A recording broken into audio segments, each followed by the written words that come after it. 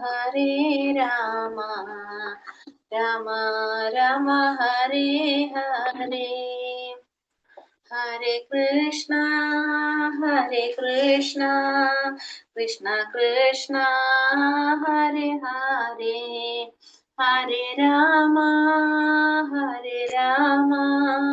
രാമ രാമ ഹരേ ഹരേ. ഹരേ കൃഷ്ണ കൃഷ്ണ കൃഷ്ണ ഹരേ ഹരേ. ഹരേ രാമ രാമ രാമ ഹരേ ഹരേ. ഹരേ കൃഷ്ണ. ഹരേ കൃഷ്ണ മാതാജി. പ്രണാമം മാതാജി. ഹരേ കൃഷ്ണ. പ്രണാമം മാതാജി. എല്ലാവർക്കും പ്രണാമം. ഹരേ കൃഷ്ണ.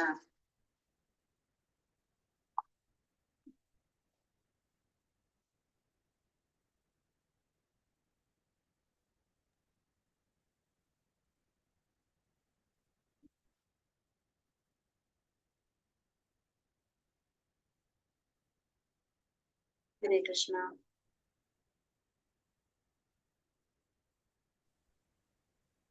മാതാശ്രീ പ്രണാം. ഹരേ കൃഷ്ണ. പ്രണാമം പ്രഭുജി. ഹരേ കൃഷ്ണ. ഹരേ കൃഷ്ണ. ഓം നമോ ഭഗവതേ വാസുദേവായ. ഓം നമോ ഭഗവതേ വാസുദേവായ. ഓം നമോ ഭഗവതേ വാസുദേവായ. ഓം അജ്ഞാനതിമിരാന്തസ്യ ജ്ഞാനാഞ്ജനാശലാകയ ചക്ഷുരുന്മീലിതം യേന തസ്മൈ ശ്രീ ഗുരവേ നമഃ. ശ്രീ ചൈതന്യ മനോഭീഷ്ടം സ്ഥാപിതം യേന ഭൂതലേ സ്വയം രൂപ കഥാ മഹ്യം ദദാതി സോപദാന്തികം. വന്ദേഹം ശ്രീഗുരോ ശ്രീയുതപദകമലം ശ്രീഗുരോൻ വൈഷ്ണവാം ച ശ്രീരൂപം സാഗ്രജാതം സഗണ രഘുനാഥാന്വിതം തം സജീവം സാദൈതം സാവധൂതം പരിജന സഹിതം കൃഷ്ണ ചൈതന്യദേവം ശ്രീരാധ കൃഷ്ണപാദാൻ സഗണ ലളിത ശ്രീ വിശാഖാന്വിതാംശ്ച. ഹേ കൃഷ്ണ കരുണാ സിന്ധോ ദീനബന്ധോ ജഗത്പദേ ഗോപേശ ഗോപിക കാന്ത രാധാ കാന്ത നമോസ്തുതേ. തപ്ത കാഞ്ചന ഗൗരാംഗി ശ്രീരാധേ വൃന്ദാവനേശ്വരി ഋഷഭാനുസുതേ ദേവി പ്രണമാമി ഹരിപ്രിയേ.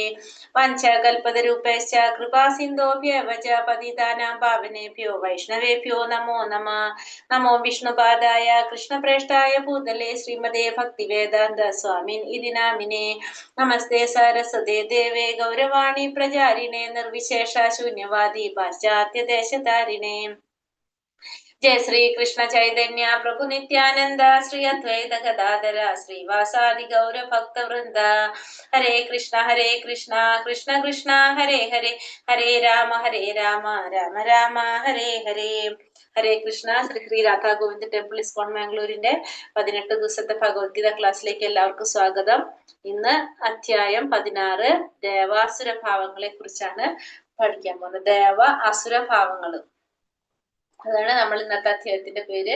അപ്പൊ ഇന്നലെ നമ്മള് പുരുഷോത്തമ യോഗത്തെ കുറിച്ച് പഠിച്ചില്ല. ആ അധ്യായത്തിന്റെ ഒരു കണ്ടിന്യൂവേഷൻ തന്നെയാണ് ഇതൊക്കെ വരുന്നത്. അതിൽ നമ്മൾ പറഞ്ഞു ഭൗതിക ലോകത്തിനെ നമ്മൾ എന്തിനോട് കമ്പയർ ചെയ്തിരിക്കുകയാണ്? ഒരു വൃക്ഷത്തോട് കമ്പയർ ചെയ്തിരിക്കുകയാണ്. അരയാൽ വൃക്ഷത്തോട് കമ്പയർ ചെയ്തിട്ടുണ്ടായിരുന്നു, താരതമ്യപ്പെടുത്തിയിട്ടുണ്ടായിരുന്നു. അസുര സ്വഭാവികമുള്ളവര് ആ വൃക്ഷത്തിന്റെ താഴോട്ട് പോയിക്കൊണ്ടിരിക്കും. അല്ലാത്തവര് എന്താണ് ആത്മീയ രീതിയിൽ മോക്ഷപ്രാപ്തിയിലേക്ക് മുകളിലോട്ട് പോകുന്നത് നമുക്ക് മനസ്സിലായിട്ടുണ്ടായിരുന്നു. ഇനി ദൈവിക പ്രകൃതിയിലുള്ളവരുടെ സ്വഭാവം എന്താണ്? ആസുരിക പ്രകൃതിയിലുള്ളവരുടെ സ്വഭാവം എന്താണെന്നൊക്കെയാണ് നമുക്ക് ഈ അധ്യായത്തില് നമുക്ക് മനസ്സിലാക്കാൻ പോകും നമ്മൾ. അപ്പൊ അധ്യായം 16 ദേവ അസുര ഭാവങ്ങളെ കുറിച്ചാണ് ഇന്നത്തെ അധ്യായം 16 നമുക്ക് നോക്കാം. ഹരേ കൃഷ്ണ. ദൈവികവും ആസുരികവുമായിട്ടുള്ള ഭാവങ്ങള്, അതാണ് അധ്യായം 16. നോക്കാം. ഹരേ കൃഷ്ണ. ഓം നമോ ഭഗവതേ വാസുദേവായ. ശ്രീ ഭഗവാനുവാച. അഭയം സത്വസംശുദ്ധിർജ്ഞാനയോഗാവ്യവസ്ഥിതിഃ ദാനം ദമശ്ച യജ്ഞശ്ച സ്വാധ്യായാസ്തപ ആർജവം അഹിംസാ സത്യമക്രോധ ത്യാഗ ശാന്തിരപൈശുനം ദയാഭൂതേഷു ലോലുപ്തം മാർദ്ദവം ഹ്രീരചാപലം തേജക്ഷമാധൃതി ശൗച മദ്രോഹാനാതിമാനിത ഭവന്തി സപദം ദൈവീമഭിജാതസ്യ ഭാരത. ഭഗവാൻ പറയാണ്. എന്താ പറയണ ഭഗവാൻ? പരമദിവ്യോത്തമ പുരുഷൻ പറഞ്ഞു, ഹേ ഭാരത, നിർഭയത, ദൈവികതയുള്ളവർക്കുള്ള ഗുണങ്ങൾ, അവരുടെ ലക്ഷണങ്ങളാണ് ഭഗവാൻ പറയുന്നത്. എന്തൊക്കെയാണ് പറയുന്നത്? ഹേ ഭാരത, നിർഭയത, അസ്തിത്വത്തിന്റെ ശുദ്ധി, ആധ്യാത്മിക ജ്ഞാനനിഷ്ഠ, ദാനം, ആത്മനിയന്ത്രണം, യജ്ഞം, വേദപഠനം, തപസ്, ലാളിത്യം, അഹിംസ, സത്യം, ക്രോധമില്ലായ്മ, ത്യാഗം, ശാന്തി, പരദൂഷണത്തിൽ വെറുപ്പ്, സർവജീവികളോടും കാരുണ്യം, ലോഭമില്ലായ്മ, മൃദുല സ്വഭാവം, വിനയം, സ്ഥിര നിശ്ചയം, തേജസ്, ക്ഷമ, ധൈര്യം, ശൗചം, അസൂയാരാഹിത്യം, ബഹുമതിക്കുള്ള വാഞ്ചയില്ലായ്മ, ഇതെല്ലാം ദൈവിക പ്രകൃതിയിൽ അനുഗ്രഹീതരായ ദൈവികതയുള്ളവർക്കുള്ള ഗുണങ്ങളാണ്. അപ്പൊ ഈ അധ്യായത്തിൽ എന്താ പഠിക്കുന്നത്? നമ്മൾ ഈ അധ്യായത്തിൽ പഠിക്കാൻ പോണത് ദൈവിക പ്രകൃതിയും അതിനനുയോജ്യമായ സ്വഭാവ വിശേഷങ്ങളെ, അതോടൊപ്പം തന്നെ ആസുര പ്രകൃതിയും അവരുടെ സ്വഭാവങ്ങളെയൊക്കെ കുറിച്ചിട്ടാണ്. അവർക്ക് ഉണ്ടാവുന്ന നേട്ടങ്ങളും കോട്ടങ്ങളൊക്കെയാണ് ഈ അധ്യായത്തിൽ പഠിക്കുന്നത്. അപ്പൊ ഫസ്റ്റ് ഭഗവാൻ ദൈവിക പ്രകൃതിയിൽ അനുഗ്രഹീതരായിട്ടുള്ള ദൈവികതയുള്ളവർക്കുള്ളവരുടെ ഗുണങ്ങളാണ് പറഞ്ഞിരിക്കുന്നത്. ഒരു എത്ര ഗുണങ്ങളാ? 19 ഗുണങ്ങളോ? 19 ഗുണങ്ങളാണ് ഇതിൽ പറഞ്ഞിരിക്കുന്നത്. ലെവൽ 2 അത് ഡീറ്റെയിൽ ആയിട്ട് നമ്മൾ പഠിക്കും. ഓരോ ഗുണങ്ങൾ എടുത്തിട്ട് തന്നെ പറയുണ്ടാവും. 19 അല്ല, 26 ഗുണങ്ങളുണ്ട്.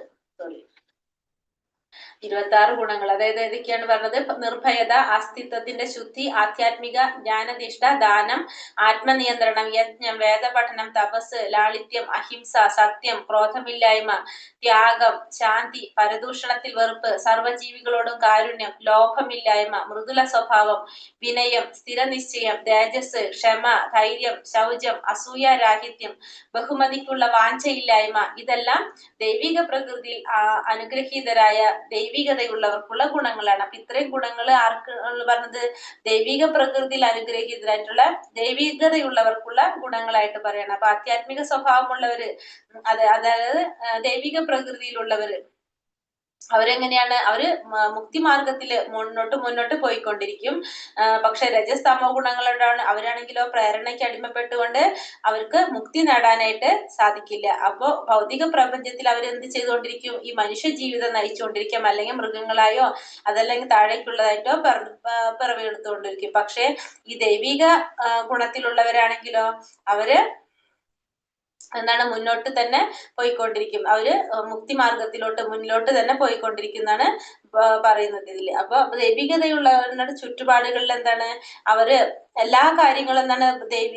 വൈദിക ഗ്രന്ഥങ്ങൾ അനുസരിച്ച് ഈ നമ്മുടെ ശാസ്ത്രത്തിൽ പറഞ്ഞിരിക്കുന്ന പോലെ ആയിരിക്കും അവരെല്ലാ പ്രവർത്തികളും ചെയ്യുന്നത്. എന്ത് ചെയ്യുന്നതായാലും, യജ്ഞം ചെയ്താലും, വേദപഠനം, തപസ്, ലാളിത്യം, അഹിംസ, എല്ലാം ഒക്കെ ചെയ്യുന്ന പ്രവർത്തികളൊക്കെ അവരുടെ അതിനായിട്ട് ബന്ധപ്പെടുത്തി തന്നെയായിരിക്കും അവർ ചെയ്യുന്നത്.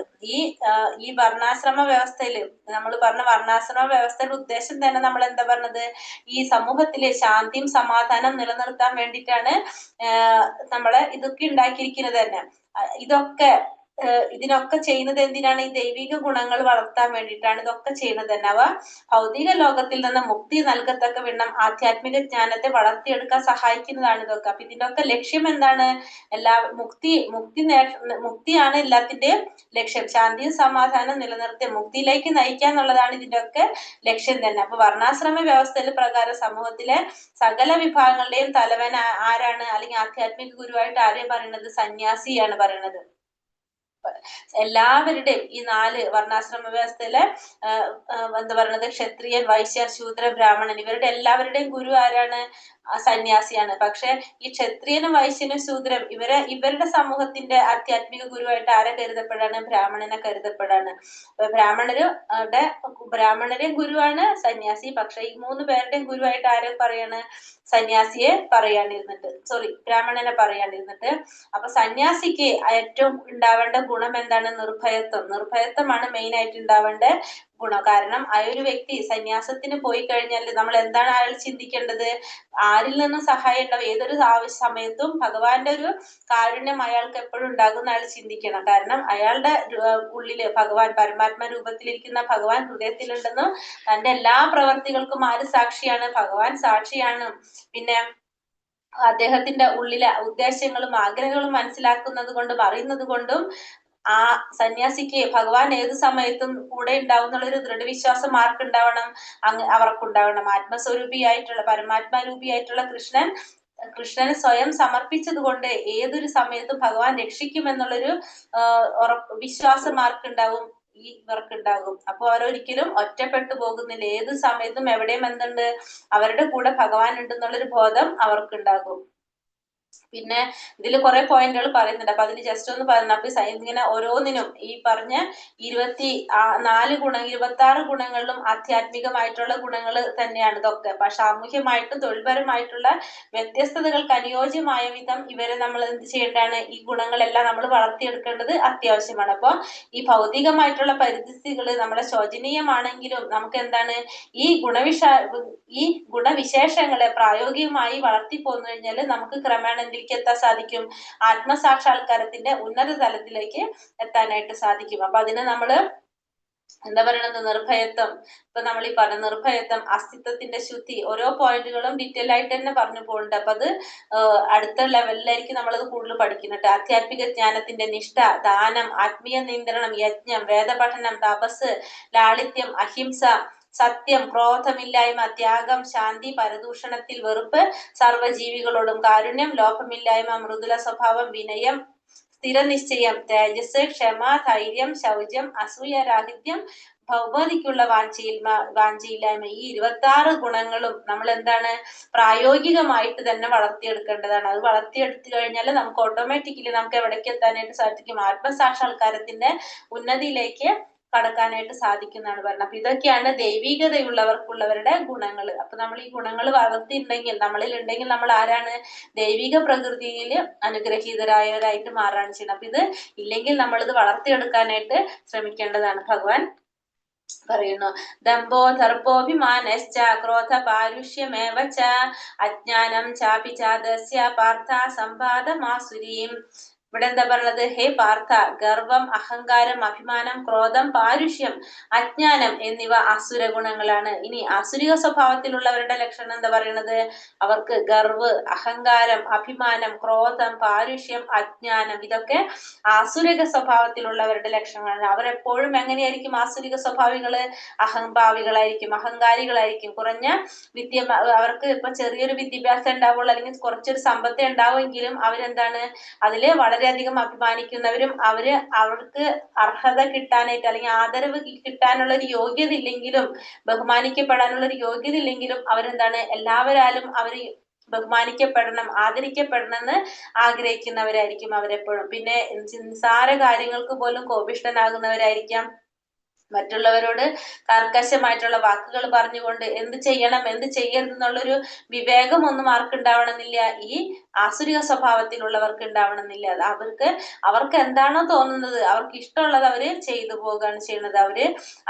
അവര് ഒരാളെയും ആദരിക്കുക, ഇപ്പൊ നമ്മുടെ സമൂഹത്തിൽ ഉയർന്ന വ്യക്തികളോ അതല്ലെങ്കിൽ ആദരിക്കപ്പെടേണ്ട വ്യക്തികളുണ്ടെങ്കിൽ അവരൊന്നും അവര് ആദരിക്കാനായിട്ട് ആഗ്രഹിക്കുന്നില്ല. അവരെന്താ ചിന്തിക്കണം? എല്ലാവരും എന്നെ ബഹുമാനിക്കണം, എന്നെ ആദരിക്കണം എന്നാണ് അവർ ചിന്തിക്കുന്നത്.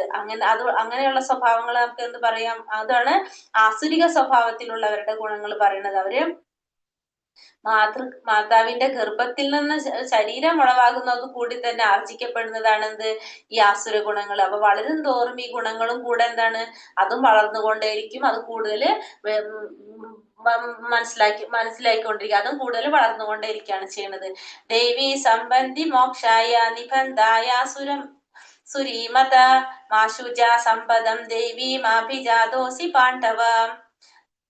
അഭൗതിക ഗുണങ്ങൾ മുക്തി സാധകങ്ങളും ആസുര ഗുണങ്ങൾ ബന്ധന കാരണങ്ങളുമാണ്. പാണ്ഡുനന്ദന, ദൈവിക ഗുണങ്ങളോടെ പിറന്നവനായതുകൊണ്ട് നീ ദുഃഖിക്കേണ്ട. ഇവിടെ എന്താ പറഞ്ഞത്? അഭൗതികമായിട്ടുള്ള ഗുണങ്ങള് മുക്തി സാധകങ്ങളാണ്. ഭൗതികമായിട്ട് ബന്ധമില്ലാത്ത ഗുണങ്ങളെല്ലാം എന്താണ്? നമുക്ക് മുക്തിക്ക് മുക്തി ഉണ്ടാക്കാവുന്നതാണ്, മുക്തി സാധകങ്ങളാണ്. പക്ഷെ ആസുരിക ഗുണങ്ങൾ എന്താണ്? അതൊക്കെ ബന്ധനത്തിന് കാരണമാകുന്നവയാണ്. അപ്പൊ പാണ്ഡുനന്ദന, അതായത് അർജുനനോട് പറയണ എന്താണ്? നീ എങ്ങനെ പിറന്നതാണ്? ദൈവിക ഗുണങ്ങളോട് പിറന്നവനായതുകൊണ്ട് നീ ദുഃഖിക്കേണ്ട എന്ന് പറയണത് അർജുനനോട് പറയാണ്. അപ്പൊ ആ ഭൗതികതയിലുള്ള ഭൗതികത ഇല്ലാത്ത ഗുണങ്ങളൊക്കെ എന്താണ്? മുക്തിക്ക് കാരണമാകുന്ന ഗുണങ്ങളായിരിക്കും. ആസുരിക സ്വഭാവങ്ങൾ, ആസുര ഗുണങ്ങളോ അത് ബന്ധനത്തിന് കാരണമാകുക ചെയ്യുന്നത്. അപ്പൊ ആസുര പ്രകൃതി ജനിച്ചവനല്ല എന്നാണ് അർജുനനോട് ഭഗവാൻ പറയുന്നത്. കാരണം അർജുനനോട് പറയാണ്, നീ യുദ്ധത്തിൽ ഏർപ്പെട്ടു, യുദ്ധം ചെയ്യുന്നു എന്ന് ചിന്തിച്ചുകൊണ്ട് നീ യുദ്ധത്തിൽ ഒരാളെ വധിക്കാന്ന് തീരുമാനിച്ചു കഴിഞ്ഞാൽ നീ എന്തല്ല? നീ അസുരനല്ല. നിന്റെ സ്വഭാവം ആസുരിക സ്വഭാവമല്ല. കാരണം നീ ദൈവിക ഗുണത്തിൽ പിറന്നവനാണെന്ന് അർജുനനോട് ഭഗവാൻ പറഞ്ഞ് ധൈര്യപ്പെടുത്താണ് ചെയ്യുന്നത്. കാരണം ഇപ്പൊ ഭീഷ്മരെ ദ്രോണരൊക്കെ വധിക്കാനായിട്ട് അർജുനന് പേടിയുണ്ടായിരുന്നില്ല. അപ്പൊ അർജുനൻ അവരൊക്കെ വധിക്കുമ്പോ ഒരാളെ വധിക്കാന്ന് പറഞ്ഞ എന്താണ്? ആസുരിക സ്വഭാവമാണെന്ന് പറഞ്ഞു. പക്ഷെ ഇവിടെ എന്താ പറയണത്? അർജുനൻ അത് ചെയ്യുന്നത് ഒരിക്കലും ആസുരിക സ്വഭാവത്തിലല്ല. കാരണം അർജുനൻ അത് ഒരു ക്രോധം കൊണ്ടോ അല്ലെങ്കിൽ മിഥ്യയായിട്ടുള്ള ഒരു അഭിമാനം കൊണ്ടോ പാരുഷ്യത്തിനോ വശംപ്പെട്ടിട്ട് ചെയ്യുന്നതല്ല. അർജുനന്റെ ഡ്യൂട്ടി, അർജുനൻ ആരാണ്? ക്ഷത്രിയനാണ്. അപ്പൊ ക്ഷത്രിയന്റെ ധർമ്മം എന്താണ്? യുദ്ധം ചെയ്യുക എന്നുള്ളതാണ്. ആ കടമയിൽ നിന്ന് ഒഴിഞ്ഞു നിൽക്കാതിരിക്കാൻ വേണ്ടിയിട്ട് മാത്രമാണ് അർജുനൻ എന്ത് ചെയ്യുന്നത്? യുദ്ധം ചെയ്യുന്നത്. തിരിച്ച് അർജുനൻ ക്ഷത്രിയനായിട്ട് അർജുനൻ ആ യുദ്ധം ചെയ്യാതിരിക്കുകയാണെങ്കിൽ, ആ കടമയിൽ നിന്ന് ഒഴിഞ്ഞു നിൽക്കുകയാണെങ്കിൽ അതെന്താണ്? അത് ആസുരിക സ്വഭാവമാണെന്ന് പറയണം. അപ്പൊ സ്വന്തം കർത്തവ്യം നിർവഹിക്കാതിരുന്നാലും അത് എന്തായിട്ട് മാറാണ്? ആസുരിക സ്വഭാവമായിട്ട് മാറാണ്. അപ്പൊ അർജുനന് വിഷമിക്കേണ്ട യാതൊരു ആവശ്യമില്ല. കാരണം അർജുനൻ ക്ഷത്രിയനാണ്. അർജുനന്റെ ധർമ്മമാണ് യുദ്ധം ചെയ്യേണ്ടത്. അർജുനൻ ഇവിടെ ദൈവിക ഗുണങ്ങൾ കൊണ്ട് പിറന്നവനാണെന്ന് ഭഗവാൻ എടുത്തു പറയണം. അപ്പൊ അതുകൊണ്ട് നീ ദുഃഖിക്കേണ്ട ആവശ്യമില്ല എന്നാണ് ഇവിടെ ആര് പറയുന്നത്? അർജുനനോട് ഭഗവാൻ പറഞ്ഞു കൊടുക്കുന്നത്. ദൗഭൂത സ്വർഗൗ ലോകേസ്മിൻ ദൈവ ആസുര ഏവ ച ദൈവോ വിസ്തരശ്ച പ്രോക്ത ആസുരം പാർത്ഥ മേ ശൃണു. ഹേ പാർത്ഥ, ഈ ലോകത്തിലുള്ള എല്ലാ സൃഷ്ടികളും ആസുരം, ദൈവികം എന്നീ രണ്ട് വിഭാഗങ്ങളിൽ ഒന്നിൽപ്പെടും. ഞാൻ ദൈവിക ഗുണങ്ങളെ പറ്റി വിസ്തരിച്ചു പറഞ്ഞു. ഇനി ആസുരങ്ങളായവയെ പറ്റി വിവരിക്കാം. അപ്പോ ഈ ലോകത്തിലുള്ള ഈ ഭൗതിക ലോകത്തിലെ എല്ലാ സൃഷ്ടികളും എന്താണ്? രണ്ട് ഗണത്തിലെ പെടുന്നത്. ഒന്ന് ആസുരികത്തിലും വരും, ഒന്ന് ദൈവിക ഗുണത്തിലും വരും. അപ്പൊ രണ്ട് തരത്തില് വിടുള്ള എല്ലാതും രണ്ട് സെക്ഷൻ, ഒന്ന് ആസുരിക സെക്ഷൻ, ഒന്ന് ദൈവിക സെക്ഷൻ. ഞാൻ ദൈവിക ഗുണത്തെ കുറിച്ചാണല്ലോ ഇപ്പൊ പറഞ്ഞത്, 26 ഗുണങ്ങളെ കുറിച്ച് പറഞ്ഞത്. നമുക്ക് ഇനി ആസുരങ്ങളായവയെ കുറിച്ച് വിവരിച്ചു തരാമെന്നാണ് ഭഗവാൻ ഇവിടെ പറയുന്നത്. അപ്പൊ ദൈവിക പ്രകൃതിയുള്ള ഉള്ളവനാണ് അർജുനൻ എന്ന് ഭഗവാൻ ഇവിടെ എടുത്തു പറഞ്ഞ ശേഷം ഭഗവാൻ ഇനി ആസുരിക സ്വഭാവത്തിലുള്ളവരെ കുറിച്ച്, ആസുരിക സ്വഭാവത്തെ കുറിച്ച് വിവരിച്ചു തരാനായിട്ട് പോകണം. അപ്പൊ ഈ ഭൗതിക ലോകത്തിലെ രണ്ട് തരത്തിലുണ്ടെന്ന് പറഞ്ഞല്ലേ. ഒന്ന് ദൈവിക പ്രകൃതിയോട് കൂടി ജനിച്ചവരും ഒന്ന് ആസുരിക സ്വഭാവത്തിലുള്ളവർ. രണ്ട് തരത്തിലാണുള്ളത്. ആദ്യത്തെ കൂട്ടർ എന്താണ്? ദൈവിക പ്രകൃതിയിൽ ജനിച്ചവരെന്തായിരിക്കും? നമുക്കിപ്പോ അറിയാമല്ലോ. അവര് നിയന്ത്രിതമായ രീതിയിൽ ജീവിക്കുന്നവരായിരിക്കും. പ്രാമാണികമായിട്ടുള്ള ഗ്രന്ഥങ്ങളും വേദഗ്രന്ഥങ്ങളുടെ നിബന്ധനകൾ അനുസരിച്ച് ശാസ്ത്രത്തിൽ പറയുന്ന പോലെ ജീവിതം ക്രമീകരിച്ചവരായിരിക്കും. അവർ ചെയ്യുന്ന ഓരോ പ്രവർത്തികളും എങ്ങനെയായിരിക്കും?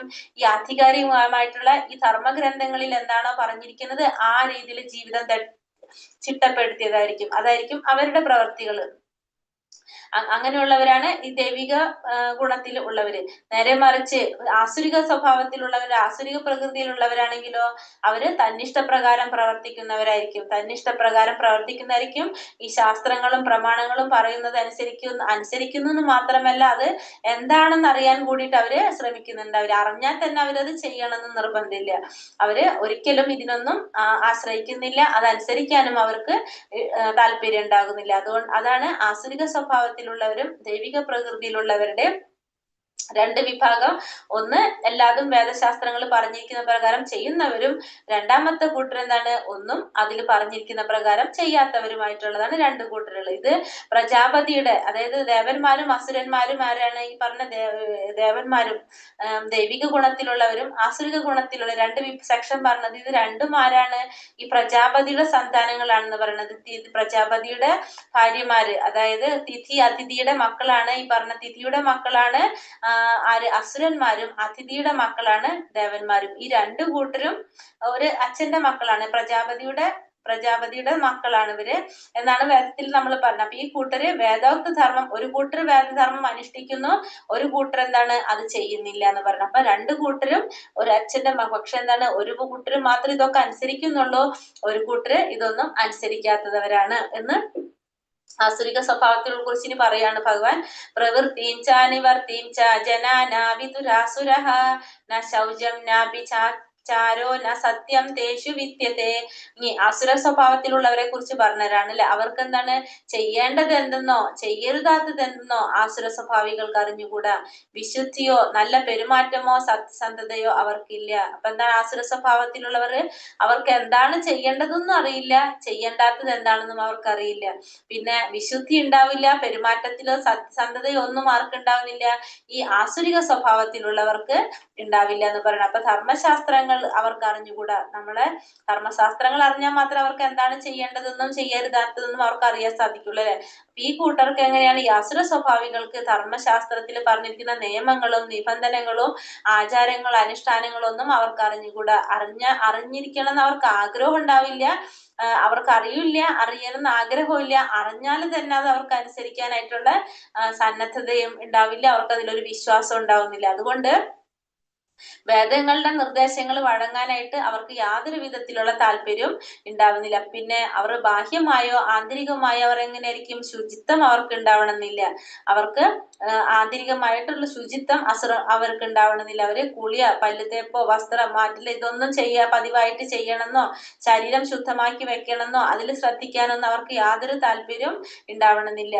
അങ്ങനെ ബാഹ്യമായിട്ടുള്ള യാതൊരുവിധ ശുദ്ധികളും അവർക്ക് ഉണ്ടാവുന്നില്ല. പിന്നെ ആന്തരിക ശുദ്ധിനെ പറ്റി പറഞ്ഞു കഴിഞ്ഞാലോ, ആന്തരിക ശുദ്ധി ഉണ്ടാവണമെങ്കിൽ നമുക്കറിയാം ഭഗവാന്റെ നാമം ജപിക്കണം എന്നുള്ളത് അല്ലെ. ഭഗവാന്റെ നാമം ജപിക്കുക, മന്ത്രം ഉച്ചരിക്കുക, ഇതൊക്കെ ചെയ്യണം എന്ന് പറഞ്ഞു. പക്ഷെ അവർ വേദങ്ങളും ശാസ്ത്രങ്ങളും അനുസരിക്കാനും ഫോളോ ചെയ്യാനും താല്പര്യമില്ലാത്തവരാണെങ്കിൽ സ്വാഭാവികമായിട്ടും ഭഗവാന്റെ നാമം ജപിക്കാൻ അവർക്ക് തോന്നും, അതും അവർ ചെയ്യില്ല. അപ്പൊ ആന്തരികമായിട്ടുള്ള ശുദ്ധിയും അവർക്ക് ഉണ്ടാവില്ല, ബാഹ്യമായിട്ടുള്ള ശുദ്ധി ഉണ്ടാവുന്നില്ല. ഭഗവാന്റെ നാമം ജപിക്കുക, ഹരേ കൃഷ്ണ മഹാമന്ത്രം ജപിക്കാനോ ഇതൊന്നും ചെയ്യാനായിട്ട് അവർക്ക് യാതൊരുവിധ താല്പര്യം ഉണ്ടാവണമെന്നില്ല. അപ്പൊ രണ്ടു തരം ശുചിത്വയും ആസുര സ്വഭാവികള് ഇഷ്ടപ്പെടുന്നില്ല, അവരനുസരിക്കുന്നില്ല. അപ്പൊ ബാഹ്യമായ ശുചിത്വം അവർക്ക് ഉണ്ടാവില്ല, ആന്തരികമായ ശുചിത്വം ഉണ്ടാവുന്നില്ല, ധർമ്മശാസ്ത്രങ്ങൾ ഫോളോ ചെയ്യാനായിട്ടും അവർക്ക് ആഗ്രഹം ഉണ്ടാവുന്നില്ല. അപ്പൊ ഇങ്ങനെയുള്ളവര് നമുക്ക് എന്താണ് പറഞ്ഞത്? ഇവരൊക്കെ ആസുരിക സ്വഭാവത്തില് ഉള്ളവരാണെന്ന് പറയാണ്. പിന്നെ നമ്മളെ ഇതില് പറയാൻ, പിന്നെ അതേപോലെ തന്നെ ഇവര് വേറെ രീതിയിൽ ഇവരെന്താ വെച്ച് കഴിഞ്ഞാൽ സ്ത്രീകളെ സംബന്ധിച്ച് അവർ പറഞ്ഞ എന്താണ്? അസുരന്മാര് പറയുന്നത് പ്രമാണങ്ങൾ അനുസരിച്ച് പ്രമാണങ്ങൾ മുഴുവനും തിരസ്കരിച്ച് ജീവിക്കുന്നവരാണല്ലോ ഇവര്.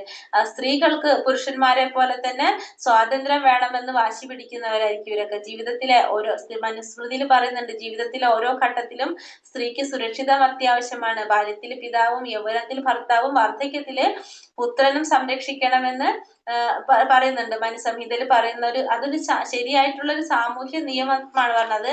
സ്ത്രീകൾക്ക് സ്വാതന്ത്ര്യം കൊടുക്കാണ്ടിരിക്കാനല്ല പറയുന്നത് അല്ലെ. ഇപ്പൊ നമ്മൾ പറയുകയാണെങ്കിൽ നമ്മൾ എന്താ പറയണത്? ഇപ്പൊ കുട്ടികളെ നമ്മൾ എന്താ പറയുക നോക്കുന്നുണ്ട്. കുട്ടികളെ നമ്മൾ ചെറുപ്രായത്തിൽ കുട്ടികളെ കയ്യിൽ പിടിച്ച് നമ്മൾ കൊണ്ടുനടന്ന് നോക്കണം. അത് കുട്ടികൾക്ക് സ്വാതന്ത്ര്യം കൊടുക്കാതിരിക്കാനല്ല, പക്ഷെ എന്തിനാണ്? അവരെ നമ്മൾ കരുതുന്നതാണ്, അവരെ ശ്രദ്ധിക്കാൻ വേണ്ടിയിട്ടാണല്ലോ. അതേപോലെ തന്നെയാണ് സ്ത്രീകളുടെ നമ്മൾ സ്വാതന്ത്ര്യം ഇല്ലാതിരിക്കാനല്ല ചെയ്യുന്നത്, പക്ഷെ അവർക്ക് എന്താണ്? അവർക്ക് സംരക്ഷണം കൊടുക്കാൻ വേണ്ടിയിട്ടാണ് നമ്മൾ ഈ ചെയ്യുന്നത്. പക്ഷെ അവരെന്താണ്? അത് അടിമകളെ പോലെയാണ് അവര് ചിന്തിക്കുന്നത്. അപ്പൊ അത് അവര് പറയുന്നത് വെച്ചിട്ടുണ്ടെങ്കിൽ എന്താണ്? അവർക്ക് സ്വാതന്ത്ര്യം. അപ്പൊ ഈ പറഞ്ഞ കാര്യങ്ങളും എല്ലാതും ഇതിനൊക്കെ വാശി പിടിക്കുന്നവരാണ് ആര്? ഈ ആസുര സ്വഭാവത്തില് ഉള്ളവർ. അവർ സാമൂഹ്യമായ നന്മയ്ക്കോ അല്ലെങ്കിൽ അങ്ങനത്തെ കാര്യങ്ങളൊന്നും അല്ല അവർ ചിന്തിക്കുന്നത്. അവർക്ക് എന്താണോ തോന്നുന്നത്, ശരിയാണെന്ന് തോന്നുന്നത്, അവർക്ക് എന്താണോ വരുന്നത് അതാണ് അവർ പ്രവർത്തിക്കാനായിട്ട് തോന്നുന്നത്. അപ്പൊ അവരുടെ ഒരു അവസ്ഥ എന്താണ് പറയുന്നത്? അവര് സാമൂഹ്യ സ്ഥിതി വളരെ മോശമായിട്ടുള്ള ഒരു അവസ്ഥയിലേക്കായിരിക്കും ഇവരൊക്കെ പോണത്. അവർക്ക് യാതൊരുവിധ പെരുമാറ്റ ശുദ്ധിയോ സത്യസന്ധതയോ വിശുദ്ധിയോ ഒന്നും ആർക്കുണ്ടാവണമെന്നില്ല, ഈ ആസുരിക സ്വഭാവികൾക്ക് ഉണ്ടാവണമെന്നില്ല. അസത്യമപ്രതിഷ്ഠം തേ ജഗദാഹൂരനീശ്വരം അപരാസ്പര സംഭൂതം കിമന്യത് കാമഹൈതുകം. ഈ പ്രപഞ്ചം അസത്യവും അടിസ്ഥാനരഹിതവും ആണെന്നും അതിനു നിയന്താവായി ഒരു ഈശ്വരൻ ഇല്ലെന്നും അവർ പറയുന്നു. പിന്നെ അവരെന്താ പറയണത്? ഈ പ്രപഞ്ചം എന്ന് പറഞ്ഞാൽ തന്നെ എന്താണ്? അസത്യമാണെന്നാ പറയണത്. പിന്നെ ഇതിനൊരു അടിസ്ഥാനരഹിതമാണിത്, അടിസ്ഥാനമില്ല, ഇതിനൊരു അടിസ്ഥാനവും ഇല്ല എന്നാണ് ആര് പറയണത്? പിന്നെ അതിനൊരു നിയന്താവായിട്ട് ഒരു ഭഗവാൻ, ഒരു ഈശ്വരൻ ഉണ്ടെന്നും അവർ വിശ്വസിക്കുന്നില്ല. പിന്നെ എന്താണ് പറയുന്നത്, ലൈംഗികാഭിലാഷം മാത്രമാണ് ഇതിന്റെ ഉൽപ്പത്തിക്ക് കാരണമെന്നും കാമമല്ലാതെ മറ്റൊന്നും കാരണമായിട്ടില്ലെന്നുമാണ് അവര് പറയുന്നത് എന്ന് പറയുന്നത്. അപ്പൊ ആസുര സ്വഭാവികള് പ്രപഞ്ചത്തെ എങ്ങനെയാണ് കാണുന്നത്? ഒരു മായാ കാഴ്ചയായിട്ടാണ് അവർ കാണുന്നത്. ഭഗവാൻ എന്നൊരു സത്യമുണ്ടെന്ന് അവർ വിശ്വസിക്കുന്നില്ല. അതിനൊരു കാരണം, കാരണത്തിനൊരാളുണ്ടെന്നോ അതിന് കാരണോ കാര്യോ നിയന്താവോ ഇതിന് ഇങ്ങനെ ഉണ്ടെന്നുള്ളത് അവര് ചിന്തിക്കുന്നില്ല, അവരതിൽ വിശ്വസിക്കുന്നില്ല. എല്ലാം മിഥ്യയാണ്, യാദൃശ്ചികമായിട്ടുള്ള ഭൗതികമായിട്ടുള്ള കർമ്മങ്ങളുടെയും പ്രതികരണങ്ങളുടെയും ഒക്കെ ഫലമായിട്ട് ഈ ആവിഷ്കാരം ഉണ്ടായിട്ടുള്ളതാണ്. ഈശ്വരൻ ഒരു പ്രത്യേക ഉദ്ദേശത്തിൽ ഇതൊന്നും സൃഷ്ടിച്ചതൊന്നല്ല എന്നാണ് ആര് പറയുന്നത്? ഇവർ കരുതുന്നത്, ഈ അസുര സ്വഭാവികള് കരുതുന്നത്. അവർ അവരുടേതായ രീതിയിൽ ഒരു തത്വശാസ്ത്രം ഉണ്ടാക്കിയിട്ട് അവർ അതിനനുസരിച്ച് പ്രവർത്തിച്ചു കൊണ്ടുവരുന്നത്. അപ്പൊ അവർക്കൊരു ഈശ്വരൻ ഉണ്ടെന്ന് വിശ്വസിക്കാനോ അതിനൊരു പിന്നിലൊരു കാരണമുണ്ടെന്നൊന്നും ആര് ചിന്തിക്കുന്നില്ല? ഈ പറഞ്ഞ അസുര സ്വഭാവികൾ ചിന്തിക്കുന്നില്ല. അവര് പരമാത്മാവിനെ അവർ അംഗീകരിക്കാൻ തയ്യാറല്ല. പിന്നെ അതേപോലെ തന്നെ നമ്മളെ ഈ പറഞ്ഞ ശരീരവും ജീവാത്മാവും തമ്മിലുള്ള വ്യത്യാസം എന്തെങ്കിലും ഉണ്ടെന്നോ ഇതൊന്നും അംഗീകരിക്കാനായിട്ട് ഈ പറഞ്ഞ ഈ അസുര സ്വഭാവികള് തയ്യാറല്ല. അവര് ഭഗവാനിൽ വിശ്വസിക്കുന്നില്ല, ഭഗവാൻ ഉണ്ടെന്ന് തന്നെ അവര് അംഗീകരിക്കുന്നില്ല. ഭഗവാനെ അംഗീകരിക്കാൻ പോലും അവര് തയ്യാറല്ല എന്നാ പറയുന്നത്.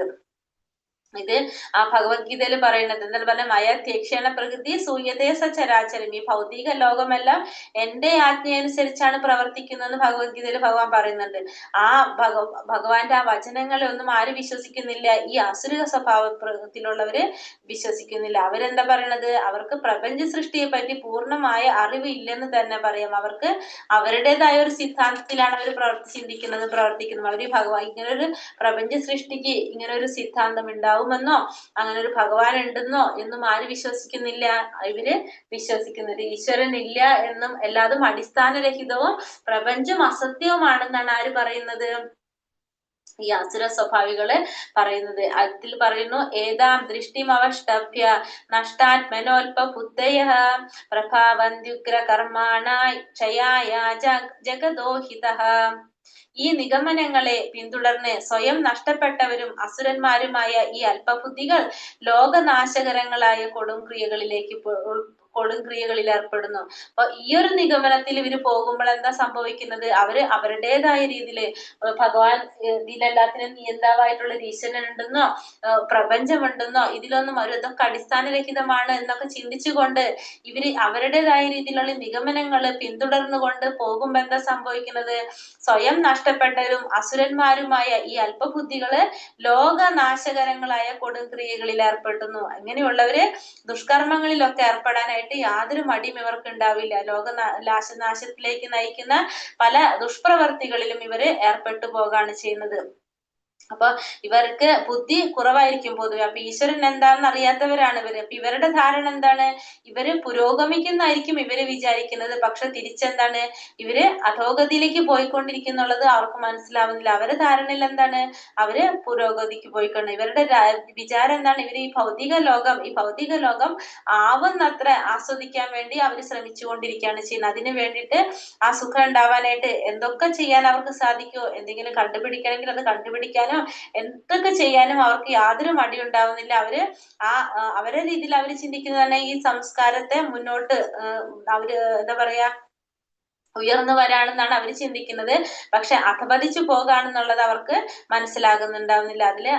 പിന്നെ ഇതിലുള്ളവരെങ്ങനെയാണ്? അധികവും അക്രമാസക്തരും നിഷ്ഠൂരരുമാകുന്നു ഈ ആസുര സ്വഭാവത്തിലുള്ളവര്. ഇപ്പൊ മൃഗങ്ങളോടും മനുഷ്യരോടും ഒക്കെ അവര് ക്രൂരത കാട്ടിക്കൊണ്ടിരിക്കുക. അന്യോന്യം തന്നെ അങ്ങനെയാണ് അവർക്ക് പെരുമാറുന്നതിനെ കുറിച്ച് അവർക്ക് യാതൊരു ഐഡിയ ഉണ്ടാവില്ല. അവർക്ക് ഒരു തമ്മിൽ തന്നെ അവര് എന്താ പറയാ സമയം കിട്ടിക്കഴിഞ്ഞാൽ നമ്മൾ പറയില്ല, മറ്റുള്ളവരെ ഉപദ്രവിക്കാനും മറ്റുള്ളവരെ എങ്ങനെയെങ്കിലും ഉപദ്രവിച്ചുകൊണ്ട് അതല്ലെങ്കിൽ അവരെന്തെങ്കിലും രീതിയിൽ ദ്രോഹിച്ചുകൊണ്ടോ അവരുടെ സ്വന്തം കാര്യം നടത്താനായിരിക്കും തമ്മിൽ നോക്കിക്കൊണ്ടിരിക്കുന്നതല്ല അസുരിക സ്വഭാവത്തിലുള്ളവരൊക്കെ.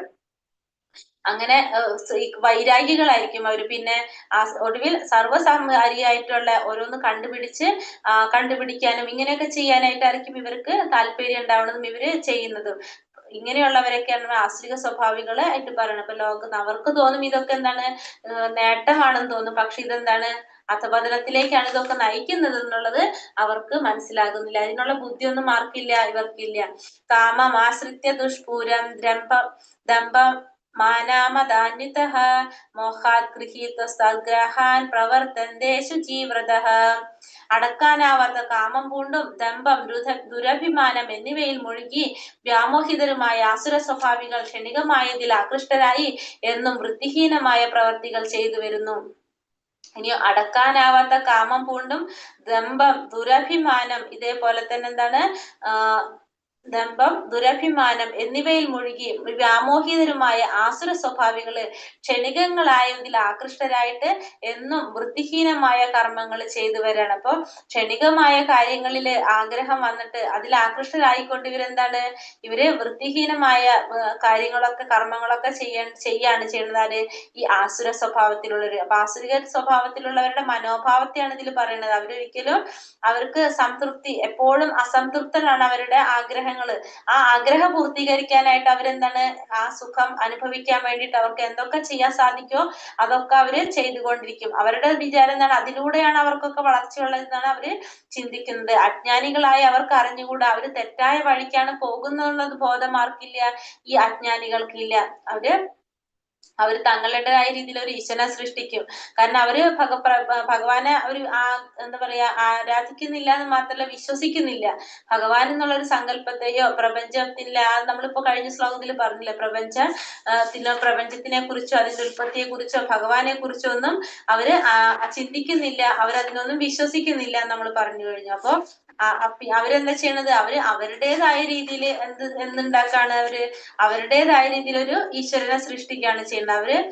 അവരുടേതായ രീതിയിലാണ് അവർ ചിന്തിക്കുന്നത്. അങ്ങനെ തെറ്റായ വഴിക്ക് അവർ പോകുന്നതെന്നും അവർക്ക് മനസ്സിലാകുന്നില്ല. അവർ ഈശ്വരനെ സൃഷ്ടിച്ച് സ്വയം കീർത്തനങ്ങൾ ഉണ്ടാക്കി അവരുടെ രീതിയിൽ തന്നെ വാഴ്ത്തപ്പെടാണ് ചെയ്യുന്നത്. ഇതാണ് ഈ അസുര സ്വഭാവത്തിലുള്ളവരുടെ എന്താ പറയാ അവരുടെ കർമ്മങ്ങൾ, പ്രവൃത്തികൾ വരുന്നത്. അത് മാത്രല്ല അവരെന്താണ്, മദ്യം, സ്ത്രീകള്, ചൂതുകളി, മാംസഭോജനം എന്നീ അസുര പ്രകൃതിക്കാരെ ആകർഷിക്കാൻ എന്തൊക്കെയുണ്ടോ അതിലൊക്കെ ചെന്നിട്ട് അവര് പ്രവർത്തിച്ചുകൊണ്ടിരിക്കുകയാണ് ചെയ്യുന്നത്. അപ്പൊ അങ്ങനെ എല്ലാ രീതിയിലും അവരെന്താണ്, താഴേക്ക് പോയിക്കൊണ്ടിരിക്കുകയാണ്. വൃത്തിഹീനമായിട്ടുള്ള പ്രവർത്തികളായിരിക്കും ഇവര് ചെയ്തുകൊണ്ടിരിക്കുന്നത്, കർമ്മങ്ങൾ അവര് ചെയ്തുകൊണ്ടിരിക്കുകയാണ്. എന്താണ്, അടക്കാനാവാത്ത ഒരു കാമം പൂണ്ടും ദമ്പം, ദുരഭിമാനം ഇതിലൊക്കെ മുഴുകിയിട്ട് ഈ പറഞ്ഞവര് ക്ഷണികങ്ങളായിട്ടുള്ളതിൽ ആകൃഷ്ടനായി എന്നും ഇതേപോലത്തെ പ്രവർത്തനങ്ങൾ അവർ ചെയ്തുകൊണ്ടേയിരിക്കുകയാണ് ചെയ്യുന്നത്. ഈ ആസുര സ്വഭാവത്തില് ഉള്ളവര്.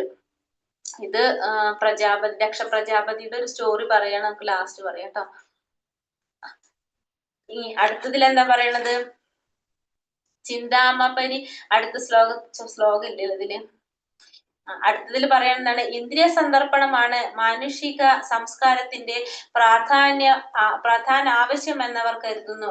അക്കാരണത്താൽ ജീവിത അവസാനം വരെയും അളവറ്റ വ്യാകുലതയോടെ കഴിഞ്ഞുകൂടേണ്ടതായും വരുന്നു. അനേകായിരം ആഗ്രഹങ്ങളുടെ വലക്കെട്ടിലകപ്പെട്ട കാമക്രോധങ്ങൾക്ക് അധീനരായി സുഖഭോഗങ്ങൾക്കായി അന്യായമായിട്ടെങ്കിലും അവർ ധനം സമ്പാദിക്കുന്നു. ഇതിലെന്താ പറയണേ, ഇന്ദ്രിയ സന്ദർപ്പണമാണ് മാനുഷിക സംസ്കാരത്തിന്റെ പ്രധാന ആവശ്യമെന്ന് അവർ കരുതുന്നു. അപ്പൊ ഇന്ദ്രിയങ്ങളുടെ സന്ദർപ്പണം, അതല്ലെങ്കിൽ ഇന്ദ്രിയങ്ങൾക്ക് സുഖം അനുഭവിക്കുക, ഏതാണ് ജീവിതത്തിന്റെ ഏറ്റവും വലിയ ഉദ്ദേശം എന്നാണ് ആര് കരുതുന്നത്, ഈ ആസുര സ്വഭാവികള് കരുതുന്നത്. അതാണ് ഏറ്റവും പ്രധാനപ്പെട്ട കാര്യം. നമ്മുടെ ഇന്ദ്രിയങ്ങളെ സന്തോഷിപ്പിക്കുക എന്നുള്ളതാണ് ഏറ്റവും പ്രധാനപ്പെട്ട ആവശ്യമായിട്ടാണ് ആര് കരുതുന്നത്, ഈ ആസുര സ്വഭാവികൾ കരുതുന്നത്. അതുകൊണ്ട് തന്നെ അവര് ജീവിത അവസാനം വരെ അളവറ്റ വ്യാകുലതയോടെ കഴിഞ്ഞുകൂടേണ്ടി വരാണ് ചെയ്യുന്നത്. മരണം വരെ അവർ ആ ഒരു വിശ്വാസത്തിൽ തന്നെയായിരിക്കും പോകുന്നത്. അപ്പൊ അവർക്ക് അതിനു വേണ്ടിയിട്ട് എന്തൊക്കെ ചെയ്യാനായിട്ടുണ്ടോ, ഓരോരോ സന്തോഷം, അവരെ ഇന്ദ്രിയങ്ങളെ സന്തോഷിപ്പിക്കാനായിട്ട് അതൊക്കെ ചെയ്യാൻ വേണ്ടിയിട്ട് അവർ കഷ്ടപ്പെട്ട് ചെയ്തുകൊണ്ടിരിക്കുന്നവരായിരിക്കും ആര്, ഈ ആസുരിക സ്വഭാവികള്. അനേകായിരം ആഗ്രഹങ്ങളുടെ വലക്കെട്ടിലകപ്പെട്ട കാമക്രോധങ്ങൾക്ക് അധീനരായി സുഖഭോഗങ്ങൾക്കായി അന്യായമായിട്ടെങ്കിലും അവർ ധനം സമ്പാദിക്കുന്നു. അപ്പൊ അവർക്ക് കുറെ ആഗ്രഹങ്ങൾ ഉണ്ടാവും. അവരുടെ ആഗ്രഹങ്ങളുടെ പൂർത്തീകരണത്തിനായിട്ട് അവരെന്ത് ചെയ്യാണ്, അന്യായമായിട്ടായിട്ടും അവരെ ആ സുഖങ്ങൾ അനുഭവിക്കാൻ വേണ്ടി അന്യായമായിട്ടാണെങ്കിലും അവർ ധനം സമ്പാദിച്ചു കൊണ്ടിരിക്കുകയാണ് ചെയ്യുന്നത്. അപ്പൊ എന്താ പറഞ്ഞു വരുന്നത്, ഇന്ദ്രിയ സുഖഭോഗ, അതാണ് നമ്മൾ ഈ പറഞ്ഞ ഇന്ദ്രിയ സന്ദർപ്പണം. അതായത് അവരുടെ ലക്ഷ്യം എന്താ, അവരുടെ വിചാരം എന്താണ്, ഇന്ദ്രിയങ്ങളെ സന്തോഷിപ്പിക്കുക എന്നുള്ളതാണ് നമ്മുടെ ജീവിതത്തിന്റെ ഏറ്റവും വലിയ ഉദ്ദേശം എന്നാണ് ഈ ആസുര സ്വഭാവികൾ വിചാരിക്കുന്നത്. അപ്പൊ മരണം വരെ അവരത് വിശ്വാസം വെച്ച് പോയിട്ട് മരണാനന്തര ജീവിതത്തിലോ പിന്നെ ഇഹലോകത്തിലോ താൻ ചെയ്ത കർമ്മങ്ങളുടെ ഫലം വേറൊരു ശരീരം എടുത്തിട്ട് അനുഭവിക്കേണ്ടി വരുന്നൊന്നും ആര് വിശ്വസിക്കുന്നില്ല. ഇവരൊന്നും വിശ്വസിക്കുന്നില്ല. ഇവര് ഭഗവാനിൽ തന്നെ വിശ്വസിക്കുന്നില്ല, പ്രപഞ്ചത്തിൽ വിശ്വസിക്കില്ല. പിന്നെ ഇത് വിശ്വസിക്കും അവര്. കാരണം അവരുടെ ധാരണ എന്താണ്, നമ്മൾ ചെയ്യാനുള്ളതൊക്കെ ഇവിടെ തന്നെ ചെയ്തുകൊണ്ടിരിക്കുകയാണ്. അപ്പൊ ഇനി നമ്മൾ ചെയ്യുന്ന കർമ്മങ്ങളുടെ ഫലം അനുഭവിക്കാൻ വേണ്ടി അടുത്ത ജന്മത്തിൽ നമ്മൾ വരും, വേറൊരു ശരീരം നമ്മൾ സ്വീകരിക്കുന്നൊന്നും അങ്ങനത്തെ ഒരു കാര്യത്തിലും ആര് വിശ്വസിക്കുന്നില്ല, ഈ ആശ്രിത സ്വഭാവികള് വിശ്വസിക്കുന്നില്ല. അവര് ജീവിതത്തിനായുള്ള അവരുടെ പരിപാടികൾ ആസൂത്രണം ചെയ്തുകൊണ്ടേയിരിക്കും, അതിനൊന്നും അവസാനം ഉണ്ടാക്കുന്നില്ല. അവരുടെ മനസ്ഥിതിയിൽ എന്താണ്, മരണം അടിഞ്ഞ് അടുത്ത ഘട്ടത്തിലേക്ക് മരണത്തിന്റെ അടുത്തെത്തി കഴിഞ്ഞാലും അവര് ചിന്തിക്കുക എന്താണ്, ഇനിയും അവരുടെ ചെയ്യാനായിട്ട് ഉദ്ദേശിച്ച കാര്യങ്ങൾ മുഴുവനായിട്ട് ഉണ്ടാവണമെന്നില്ല അവരല്ലേ.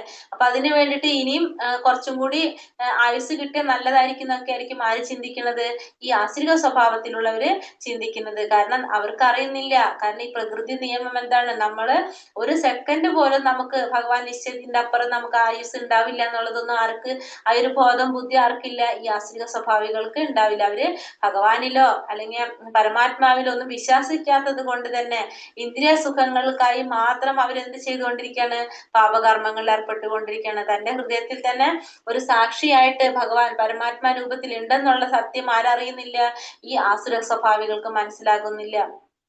അപ്പൊ നമ്മൾ ചെയ്യുന്ന ഓരോ പ്രവർത്തികൾക്കും എല്ലാ കർമ്മങ്ങൾക്കും ആര് സാക്ഷിയാണ്, പരമാത്മാവ് സാക്ഷിയാണെന്നുള്ള സത്യം ഇവർക്ക് മനസ്സിലാകുന്നില്ല. നമ്മള് അധ്യായത്തിൽ പറയുന്നുണ്ടായിരുന്നില്ല, ഒരു പക്ഷി, രണ്ട് പക്ഷികളെ പറ്റി പറയുന്നില്ലേ, ഒരേ മരത്തിലെ ഒരേ വൃക്ഷത്തിലെ ഒരു ശാഖകളിൽ ഇരിക്കുന്ന രണ്ട് പക്ഷികൾ എങ്ങനെയാണ്, ഒരു പക്ഷി അതിന്മേലുള്ള ഫലങ്ങള് കയ്പുള്ളതും അതിലുള്ള ഫലങ്ങൾ കഴിച്ചിങ്ങനെ ബഹളുണ്ടാക്കിക്കൊണ്ടിരിക്കുകയാണ്, മറ്റേ പക്ഷിയാണെങ്കിലോ അത് സാക്ഷിയായിക്കൊണ്ടിരിക്കുകയാണ്, മിണ്ടാതെ ഒരു മൂകമായിട്ട് അത് സാക്ഷിയായിട്ട് നിലകൊണ്ടുകൊണ്ടിരിക്കുകയാണ്. അസുര സ്വഭാവിക്ക് ഈ ദൈവജ്ഞാനമില്ല, അതില് വിശ്വസിക്കുന്നില്ല. അയാൾ എന്താ ചെയ്തുകൊണ്ടിരിക്കുന്നത്, അയാളുടെ സുഖങ്ങൾക്കും സന്തോഷങ്ങൾക്കും വേണ്ടിയിട്ട് അയാൾ എന്തും പ്രവർത്തി ചെയ്തുകൊണ്ടിരിക്കുകയാണ്. അപ്പൊ ഈ പരമാത്മാവ് നമ്മളുടെ ഉള്ളിലുണ്ടെന്നോ നമ്മൾ ചെയ്യുന്ന പ്രവർത്തികൾക്കെല്ലാം സാക്ഷിയായിട്ട് മൂകയായിട്ട് അവിടെ ഇരിക്കുന്നുണ്ടെന്നുള്ളത് ആർക്കും മനസ്സിലാകുന്നില്ല, ഈ ആശ്രിത സ്വഭാവികൾക്ക് അറിയാനായിട്ട് സാധിക്കുന്നില്ല. അടുത്ത ശ്ലോകത്തിൽ പറയുന്നത്, ഈ ആസുര സ്വഭാവികൾ എങ്ങനെയാ വിചാരിക്കുന്നത്, അവർ പറയാന്ന് വെച്ചിട്ടുണ്ടെങ്കിൽ ആസുര സ്വഭാവം ഇങ്ങനെ വിചാരിക്കും, ഇന്നെനിക്ക് ഇത്രയേറെ ധനമുണ്ട്, എന്റെ പദ്ധതികൾ അനുസരിച്ച് ഞാൻ ഇനിയും ധനം ആർജിക്കും, ഇത്രയേറെ ധനം എനിക്ക് ഇപ്പോഴും ഉണ്ട്, അത് ഭാവിയിൽ കൂടിക്കൊണ്ട് വരികയും ചെയ്യും. അയാൾ എന്റെ ശത്രുവാണ്, ഞാൻ അയാളെ കൊന്നു, ഇനിയുള്ള ശത്രുക്കളെയും ഞാൻ കൊല്ലും, ഞാൻ എല്ലാറ്റിനും ഉടമയാണ്, ഞാൻ സുഖിയാണ്, എല്ലാം തികഞ്ഞവനും ബലവാനും സന്തുഷ്ടനും സമ്പന്നനുമാണ്, കുലീനരായ ബന്ധുക്കൾ ഉണ്ട് എനിക്ക്, എന്നോളം ശക്തിമാനും സന്തോഷവാനുമായി ആരുണ്ട്, ഞാൻ യാഗങ്ങൾ അനുഷ്ഠിക്കും, ദാനം ചെയ്യും, സന്തോഷിക്കും, എന്നെല്ലാം ഓർത്ത് അവർ അജ്ഞാനത്താൽ മോഹിതരാകുന്നു. അപ്പൊ ആസുര സ്വഭാവികൾ എന്താ വിചാരിക്കുന്നത്, ഇന്നെനിക്ക് ഇത്രയേറെ ധനമുണ്ട്, ഇപ്പൊ എനിക്ക് കുറെ ധനമുണ്ട്, ഇനി തന്റെ പദ്ധതി അനുസരിച്ച് ഇനിയും അത് ധനമാർജിക്കാനായിട്ട് സാധിക്കും, ഇത്ര ധനം എനിക്ക് ഇപ്പൊ ഉണ്ട്, അതിനി ഭാവിയിൽ കൂടിക്കൊണ്ടിരിക്കാനായിട്ട് ചെയ്തുകൊണ്ടിരിക്കുക. അത് മാത്രമാണ് അയാൾ ചിന്തിച്ചോണ്ട്, അയാളുടെ പൈസ എന്ത് ചെയ്യണം, അയാൾ എണ്ണിക്കൊണ്ടിരിക്കുകയാണ്. അപ്പൊ അതിനി എത്രയും കൂട്ടാനായിട്ട് അയാൾ ഇങ്ങനെ എന്തൊക്കെ ചെയ്യാനായിട്ട് വഴിയുണ്ടോ അതൊക്കെ ചെയ്തുകൊണ്ടിരിക്കും, ഭാവിയിൽ കൂടിക്കൊണ്ടിരിക്കും. അപ്പൊ പിന്നെ അയാൾ എന്റെ ശത്രുവാണ്, ഞാൻ അയാളെ കൊന്നു, ഒരാൾ എന്റെ ശത്രുവാണെങ്കിൽ ഞാൻ അയാളെ കൊല്ലും, ഇനിയുള്ള ശത്രുക്കളെയും ഞാൻ കൊല്ലും, ഞാൻ എല്ലാത്തിന്റെയും ഉടമയാണ്. എന്താണ്, എല്ലാത്തിന്റെ ഉടമ ആരാണ്, ഞാൻ തന്നെയാണ്. കാരണം എനിക്ക് സുഖിക്കാൻ വേണ്ടിയിട്ടാണ് ഈ ഭൗതിക ലോകം സൃഷ്ടിച്ചിരിക്കുന്നത്. അപ്പൊ എല്ലാതും എനിക്ക് അനുഭവിക്കാൻ വേണ്ടിയുള്ളതാണ്. കാരണം എന്റെ സന്തോഷത്തിനും എന്റെ സുഖത്തിനും വേണ്ടിയിട്ടാണ് ഞാൻ ചെയ്യുന്നത്. കാരണം എന്റെ ജീവിതം എന്താണ്, എന്റെ എനിക്കുള്ളതാണല്ലോ. അപ്പൊ എന്റെ ഇഷ്ടത്തിന് എനിക്ക് ജീവിക്കാന്നൊക്കെയാണ് ആര് ചിന്തിക്കുന്നത്, ഈ ആസുരിക സ്വഭാവത്തിലുള്ളവര് ജീവിക്കുന്നത്. എല്ലാം തികഞ്ഞവനും ബലവാനും സന്തുഷ്ടനും സമ്പന്നനുമാണ്, കുലീനരായ ബന്ധുക്കളുണ്ട് എനിക്ക്. അപ്പൊ എന്താണ്, ഞാൻ എല്ലാം തികഞ്ഞവനാണ്. കാരണം എന്റെ സന്തോഷം, പിന്നെ എനിക്ക് ബലവാനാണ് ഞാൻ, സന്തുഷ്ടനാണ്, സമ്പന്നനുമാണ് ഞാൻ, പിന്നെന്താണ്, കുലീനരായിട്ടുള്ള ബന്ധുക്കളൊക്കെ എനിക്കുണ്ട്. ഇവരൊക്കെ എനിക്ക് സ്ഥിരമായിട്ടുള്ളതാണെന്നാണ് ആര് ചിന്തിക്കുന്നത്, ആസുര സ്വഭാവികള് ചിന്തിക്കുന്നത്. എന്നോളം ശക്തിമാനും സന്തോഷവാനുമായിട്ട് ആരും ഇല്ല, ഞാൻ യാഗങ്ങൾ അനുഷ്ഠിക്കും, ദാനം ചെയ്യും, സന്തോഷിക്കും, എല്ലാം ഓർത്ത് അവർ അജ്ഞാനത്താൽ മോഹിതരാകുന്നു. അപ്പൊ എന്താണ്, ഞാൻ യാഗങ്ങളൊക്കെ അനുഷ്ഠിക്കും, എനിക്ക് മനസ്സിലാവാത്ത ഒന്നും പോലെ, എനിക്ക് ഇഷ്ടം വേദങ്ങളിൽ പറഞ്ഞിരിക്കുന്ന പ്രകാരമല്ല, എനിക്ക് എന്താണോ മനസ്സിൽ വരുന്നത് ആ രീതിയിലായിരിക്കും ഞാൻ എന്ത് ചെയ്യണത്, ഈ യാഗങ്ങൾ അനുഷ്ഠിക്കുന്നതും ദാനം ചെയ്യുന്നതും എല്ലാ പ്രവർത്തികളും ചെയ്യുന്നത്. കാരണം അങ്ങനെ ഒരു അജ്ഞാനം കൊണ്ട് മോഹിതരാകുന്നവരാണ് ആര്? ഈ ആസുര സ്വഭാവികൾ. അവരുടെ വിചാരം അങ്ങനെയായിരിക്കും. ഈ ഭൗതിക ലോകത്തിലുള്ള എല്ലാതും എനിക്ക് സന്തോഷിക്കാനും സുഖിക്കാനും വേണ്ടിയിട്ട് തന്നെ ഉള്ളതാണ്. എല്ലാത്തിന്റെ ഉടമ ഞാനാണ്. കാരണം ഭഗവാൻ എന്നുള്ള സത്യത്തെ ആര് അംഗീകരിക്കുന്നില്ല? ഇവര് അംഗീകരിക്കുന്നില്ല. അപ്പൊ എല്ലാത്തിന്റെ ഉടമ ആര് തന്നെയാണ്? ഞാൻ തന്നെയാണ്. അപ്പൊ എനിക്ക് സുഖിക്കാൻ വേണ്ടിയിട്ട് തന്നെയാണ് ഇതൊക്കെ വന്നിരിക്കുന്നത്. അപ്പം എല്ലാതും എനിക്ക് അനുഭവിക്കാനും സുഖിക്കാനും മാത്രമാണ്. ഞാൻ എനിക്കിഷ്ടത്തിന് യാഗങ്ങൾ അനുഷ്ഠിക്കും, ദാനം ചെയ്യും, ഇതൊക്കെ ചെയ്യും എന്നൊക്കെ ചിന്തിച്ച ഒരു അജ്ഞാനത്തിന്റെ ഒരു അവസ്ഥയിലാണ് ആരുണ്ടാവുന്നത്? ഫുള്ള് ഈ ആസുരിക സ്വഭാവികള് ഉള്ളത്. അനേക ചിത്ത വിഭ്രാന്ത മോഹജാല സമാവൃത പ്രസക്ത കാമഭോഗേഷു പതന്തി നരകേഷു ച. ഇങ്ങനെ പലവിധം ആകാംക്ഷകളിൽപ്പെട്ട് വലഞ്ഞും വ്യാമോഹത്തിന്റെ വലയിൽ കുടുങ്ങിയും ഇന്ദ്രിയ സുഖങ്ങളിൽ അത്യാസക്തരായി അവർ നരകത്തിൽ വാഴുന്നു. ഇങ്ങനെ പല വിധത്തിലുള്ള ആകാംക്ഷകളിൽ പെട്ടിട്ട് വലഞ്ഞ് വ്യാമോഹത്തിന്റെ വലയിൽ കുടുങ്ങിയും ഇന്ദ്രിയ സുഖങ്ങളിൽ അത്യാസക്തരുമായി അവർ എവിടേക്ക് വീഴാണ്? നരകത്തിലോട്ട് വീഴേണ്ടതായിട്ട് വരാണ്. അപ്പൊ ആസുരിക പ്രകൃതക്കാരുടെ ധനം ആർജിക്കാനുള്ള ഒരു ആഗ്രഹത്തിന് യാതൊരു ഉണ്ടാവില്ല, അതിരുണ്ടാവില്ല എന്ന് പറയുന്നത്. അവർക്ക് ധനം എന്തോരം, ഇപ്പൊ നമ്മൾ കഴിഞ്ഞ ശ്ലോകത്തിൽ പറഞ്ഞില്ലേ, അവരിലുള്ള ധനം എണ്ണി നോക്കിക്കൊണ്ട് പിന്നെ കൂട്ടാനായിട്ട് ശ്രമിച്ചുകൊണ്ടിരിക്കുന്നവരാണ്. അപ്പൊ അവര് ധനാർജനത്തിന് അവർക്ക് യാതൊരു അതിരും ഉണ്ടാവില്ല, അതിനൊരു അവസാനവും ഉണ്ടാവണമെന്നില്ല. അപ്പോൾ ഇപ്പൊ തനിക്ക് എത്ര സ്വത്തുണ്ടെന്ന് കണക്കാക്കുകയും അത് കൂടുതൽ കൂടുതൽ വർദ്ധിപ്പിക്കാനുള്ള വഴികൾ ആലോചിച്ചു കൊണ്ടിരിക്കുന്നവരാണ് ആര്? ഇവര് സാധാരണ നമ്മൾ ഈ ഭൗതിക ലോകത്തില് ഇപ്പോഴത്തെ ലോകത്തിൽ കാണുന്ന 99% ആളുകൾ അങ്ങനെ തന്നെ ഉള്ളവരാണ് അല്ലെ. കാരണം നമ്മളുടെ കയ്യിലുള്ള പൈസ കൂട്ടി കൊണ്ടുവരാനായിട്ട് എന്തൊക്കെ വഴികളുണ്ട് നമ്മളത് നോക്കിക്കൊണ്ടിരിക്കുന്നവരാണ് എല്ലാവരും തന്നെ. ഇപ്പോഴത്തെ ഒരു ലോകത്തിൽ നമ്മൾ കാണുന്നതും അതാണ്. അതുകൊണ്ടാണ് നമ്മൾ പറഞ്ഞത് രജോ ഗുണത്തിലുള്ളവരാണ് ഏറ്റവും കൂടുതൽ ഉള്ളത്. ഇപ്പൊ രജോ ഗുണ ബാധിതരാണ് എല്ലാവരും, രജോ ഗുണത്തിലുള്ളവരാണ് എല്ലാവരും ഇരിക്കുന്നത്. അതുകൊണ്ട് കൂടുതൽ വർദ്ധിപ്പിക്കാനുള്ള വഴികൾ നമ്മൾ ആലോചിച്ചു കൊണ്ടിരിക്കും. ആ ധനം എങ്ങനെ എന്ത് ധാർമ്മികമായിട്ടുള്ള കൃത്യങ്ങൾ ചെയ്തിട്ടുള്ളതാണോ, അധാർമിക കൃത്യങ്ങളായിട്ട് ചെല്ലണം, അതൊന്നും അവർക്ക് ചിന്തിക്കാനോ അതിനൊന്നും അവർക്ക് യാതൊരു മടിയില്ല. കാരണം അത് എങ്ങനെയായാലും അവർക്ക് എന്താണ്? ധനം ഉണ്ടാക്കണം എന്ന് മാത്രമേ അവർ ചിന്തിക്കുന്നുള്ളൂ. നിയമവിരുദ്ധമായിട്ടുള്ള രീതിയിൽ അത് എങ്ങനെ ഒന്നുമില്ല. ഇപ്പൊ നമ്മൾക്കറിയാം, ഇപ്പൊ നിയമവിരുദ്ധമായിട്ട് ഇപ്പൊ നമ്മൾ ടാക്സ് തന്നെ, നമ്മൾ ടാക്സ് വെട്ടിക്കുന്ന തന്നെ എന്താണ്? നിയമവിരുദ്ധമാണ് സത്യത്തിൽ അല്ലെ. പക്ഷെ അത് നമുക്കൊരു തെറ്റായിട്ട് നമുക്ക് തോന്നുന്നില്ല. കാരണം നമ്മളുടെ ലക്ഷ്യം എന്താണ്? നമുക്ക് പൈസ ഉണ്ടാക്കാന്ന് മാത്രമേ നമ്മൾ ചിന്തിക്കുന്നുള്ളൂ. അതൊരു തെറ്റായ ഒരു കാര്യമാണെന്നോ നമ്മള് ഈ നിയമത്തിൽ പറഞ്ഞിരിക്കുന്ന ആ നിയമത്തിന്റെ ലംഘനമാണെന്ന് പോലും ആരും ചിന്തിക്കുന്നില്ല. നമ്മൾ ആരും ചിന്തിക്കുന്നില്ല. ചെറിയൊരു എക്സാമ്പിൾ പറഞ്ഞതാണ്. അപ്പൊ കാരണം ഇതൊക്കെ എന്താണ്? ഈ പറഞ്ഞ ഈ ആസുരിക സ്വഭാവത്തിൽ, അത് ആസുരിക സ്വഭാവം എന്ന് വെച്ചിട്ടുണ്ടെങ്കിൽ നമ്മള് ആ ഒരു ധനം ഉണ്ടാക്കേണ്ട ആ ഒരു ഇതിൽ പെട്ടുകൊണ്ട് നമ്മൾ അതിനെ കുറിച്ച് ചിന്തിക്കാതെ എങ്ങനെ പൈസ ഉണ്ടാക്കണം എന്ന് മാത്രമാണ് ചിന്തിക്കുന്നത്, ഇവര് ചിന്തിച്ചു കൊണ്ടിരിക്കുന്നത്. അപ്പൊ എല്ലാതും എന്താണ്? നമ്മളുടെ ഇഷ്ടത്തിന് നമ്മൾ ചെയ്തുകൊണ്ടിരിക്കുകയാണ് ചെയ്യുന്നത്. അപ്പൊ ഭൂമി, കുടുംബം, വീട്, നിക്ഷേപം തനിക്ക് സമ്പാദിക്കാൻ കഴിഞ്ഞിട്ടുള്ളതിൽ വെച്ചിട്ട് ഏറ്റവും കൂടുതൽ അയാൾ ഉണ്ടാക്കിയിട്ടുണ്ടാവും. അയാളപ്പൊ ഇനിയും അത് മെച്ചപ്പെടുത്താനുള്ള വഴികൾ അവര് ആലോചിച്ചു കൊണ്ടേയിരിക്കും. അപ്പൊ അയാൾക്ക് എന്താണ്? അവരുടെ കഴിവിൽ അവർക്കൊരു വിശ്വാസം ഉണ്ടാവും. അപ്പൊ അവരുടെ ഈ നേട്ടങ്ങൾക്കൊക്കെ കാരണം എന്താണ് അവർ ചിന്തിക്കുന്നത്? അവരുടെ സ്വന്തം ആ ഒരു പ്രയത്നം കൊണ്ട് ഉണ്ടായതാണെന്ന് മാത്രമാണ് അവർ ചിന്തിക്കുന്നത്. ഇത്രയും സമ്പത്ത് ഉണ്ടായതും ഇത്രയും ഐശ്വര്യങ്ങൾ ഉണ്ടായതും ഒക്കെ അവരുടെ സ്വന്തം നേട്ടം കൊണ്ട്, സ്വന്തം പ്രവൃത്തി കൊണ്ട്, ബുദ്ധിമുട്ടി കഷ്ടപ്പെട്ടുകൊണ്ടാണ് അവർക്ക് ഉണ്ടായതെന്നാണ് അവർ വിചാരിക്കുന്നത്. പക്ഷെ മുൻജന്മത്തിൽ ചെയ്തിട്ടുള്ള സുഹൃതങ്ങളുടെ ഫലമായിട്ടാണ് ഇതൊക്കെ സംഭവിച്ചത് എന്നുള്ളത് അവർക്ക് മനസ്സിലാകുന്നില്ല. നമ്മൾ പറയുന്നില്ല, കഴിഞ്ഞ ജന്മത്തിൽ ചെയ്ത പ്രവൃത്തിയുടെ ഫലമാണ് നമ്മൾ ഇപ്പോൾ അനുഭവിച്ചുകൊണ്ടിരിക്കുന്നുണ്ടാവുക.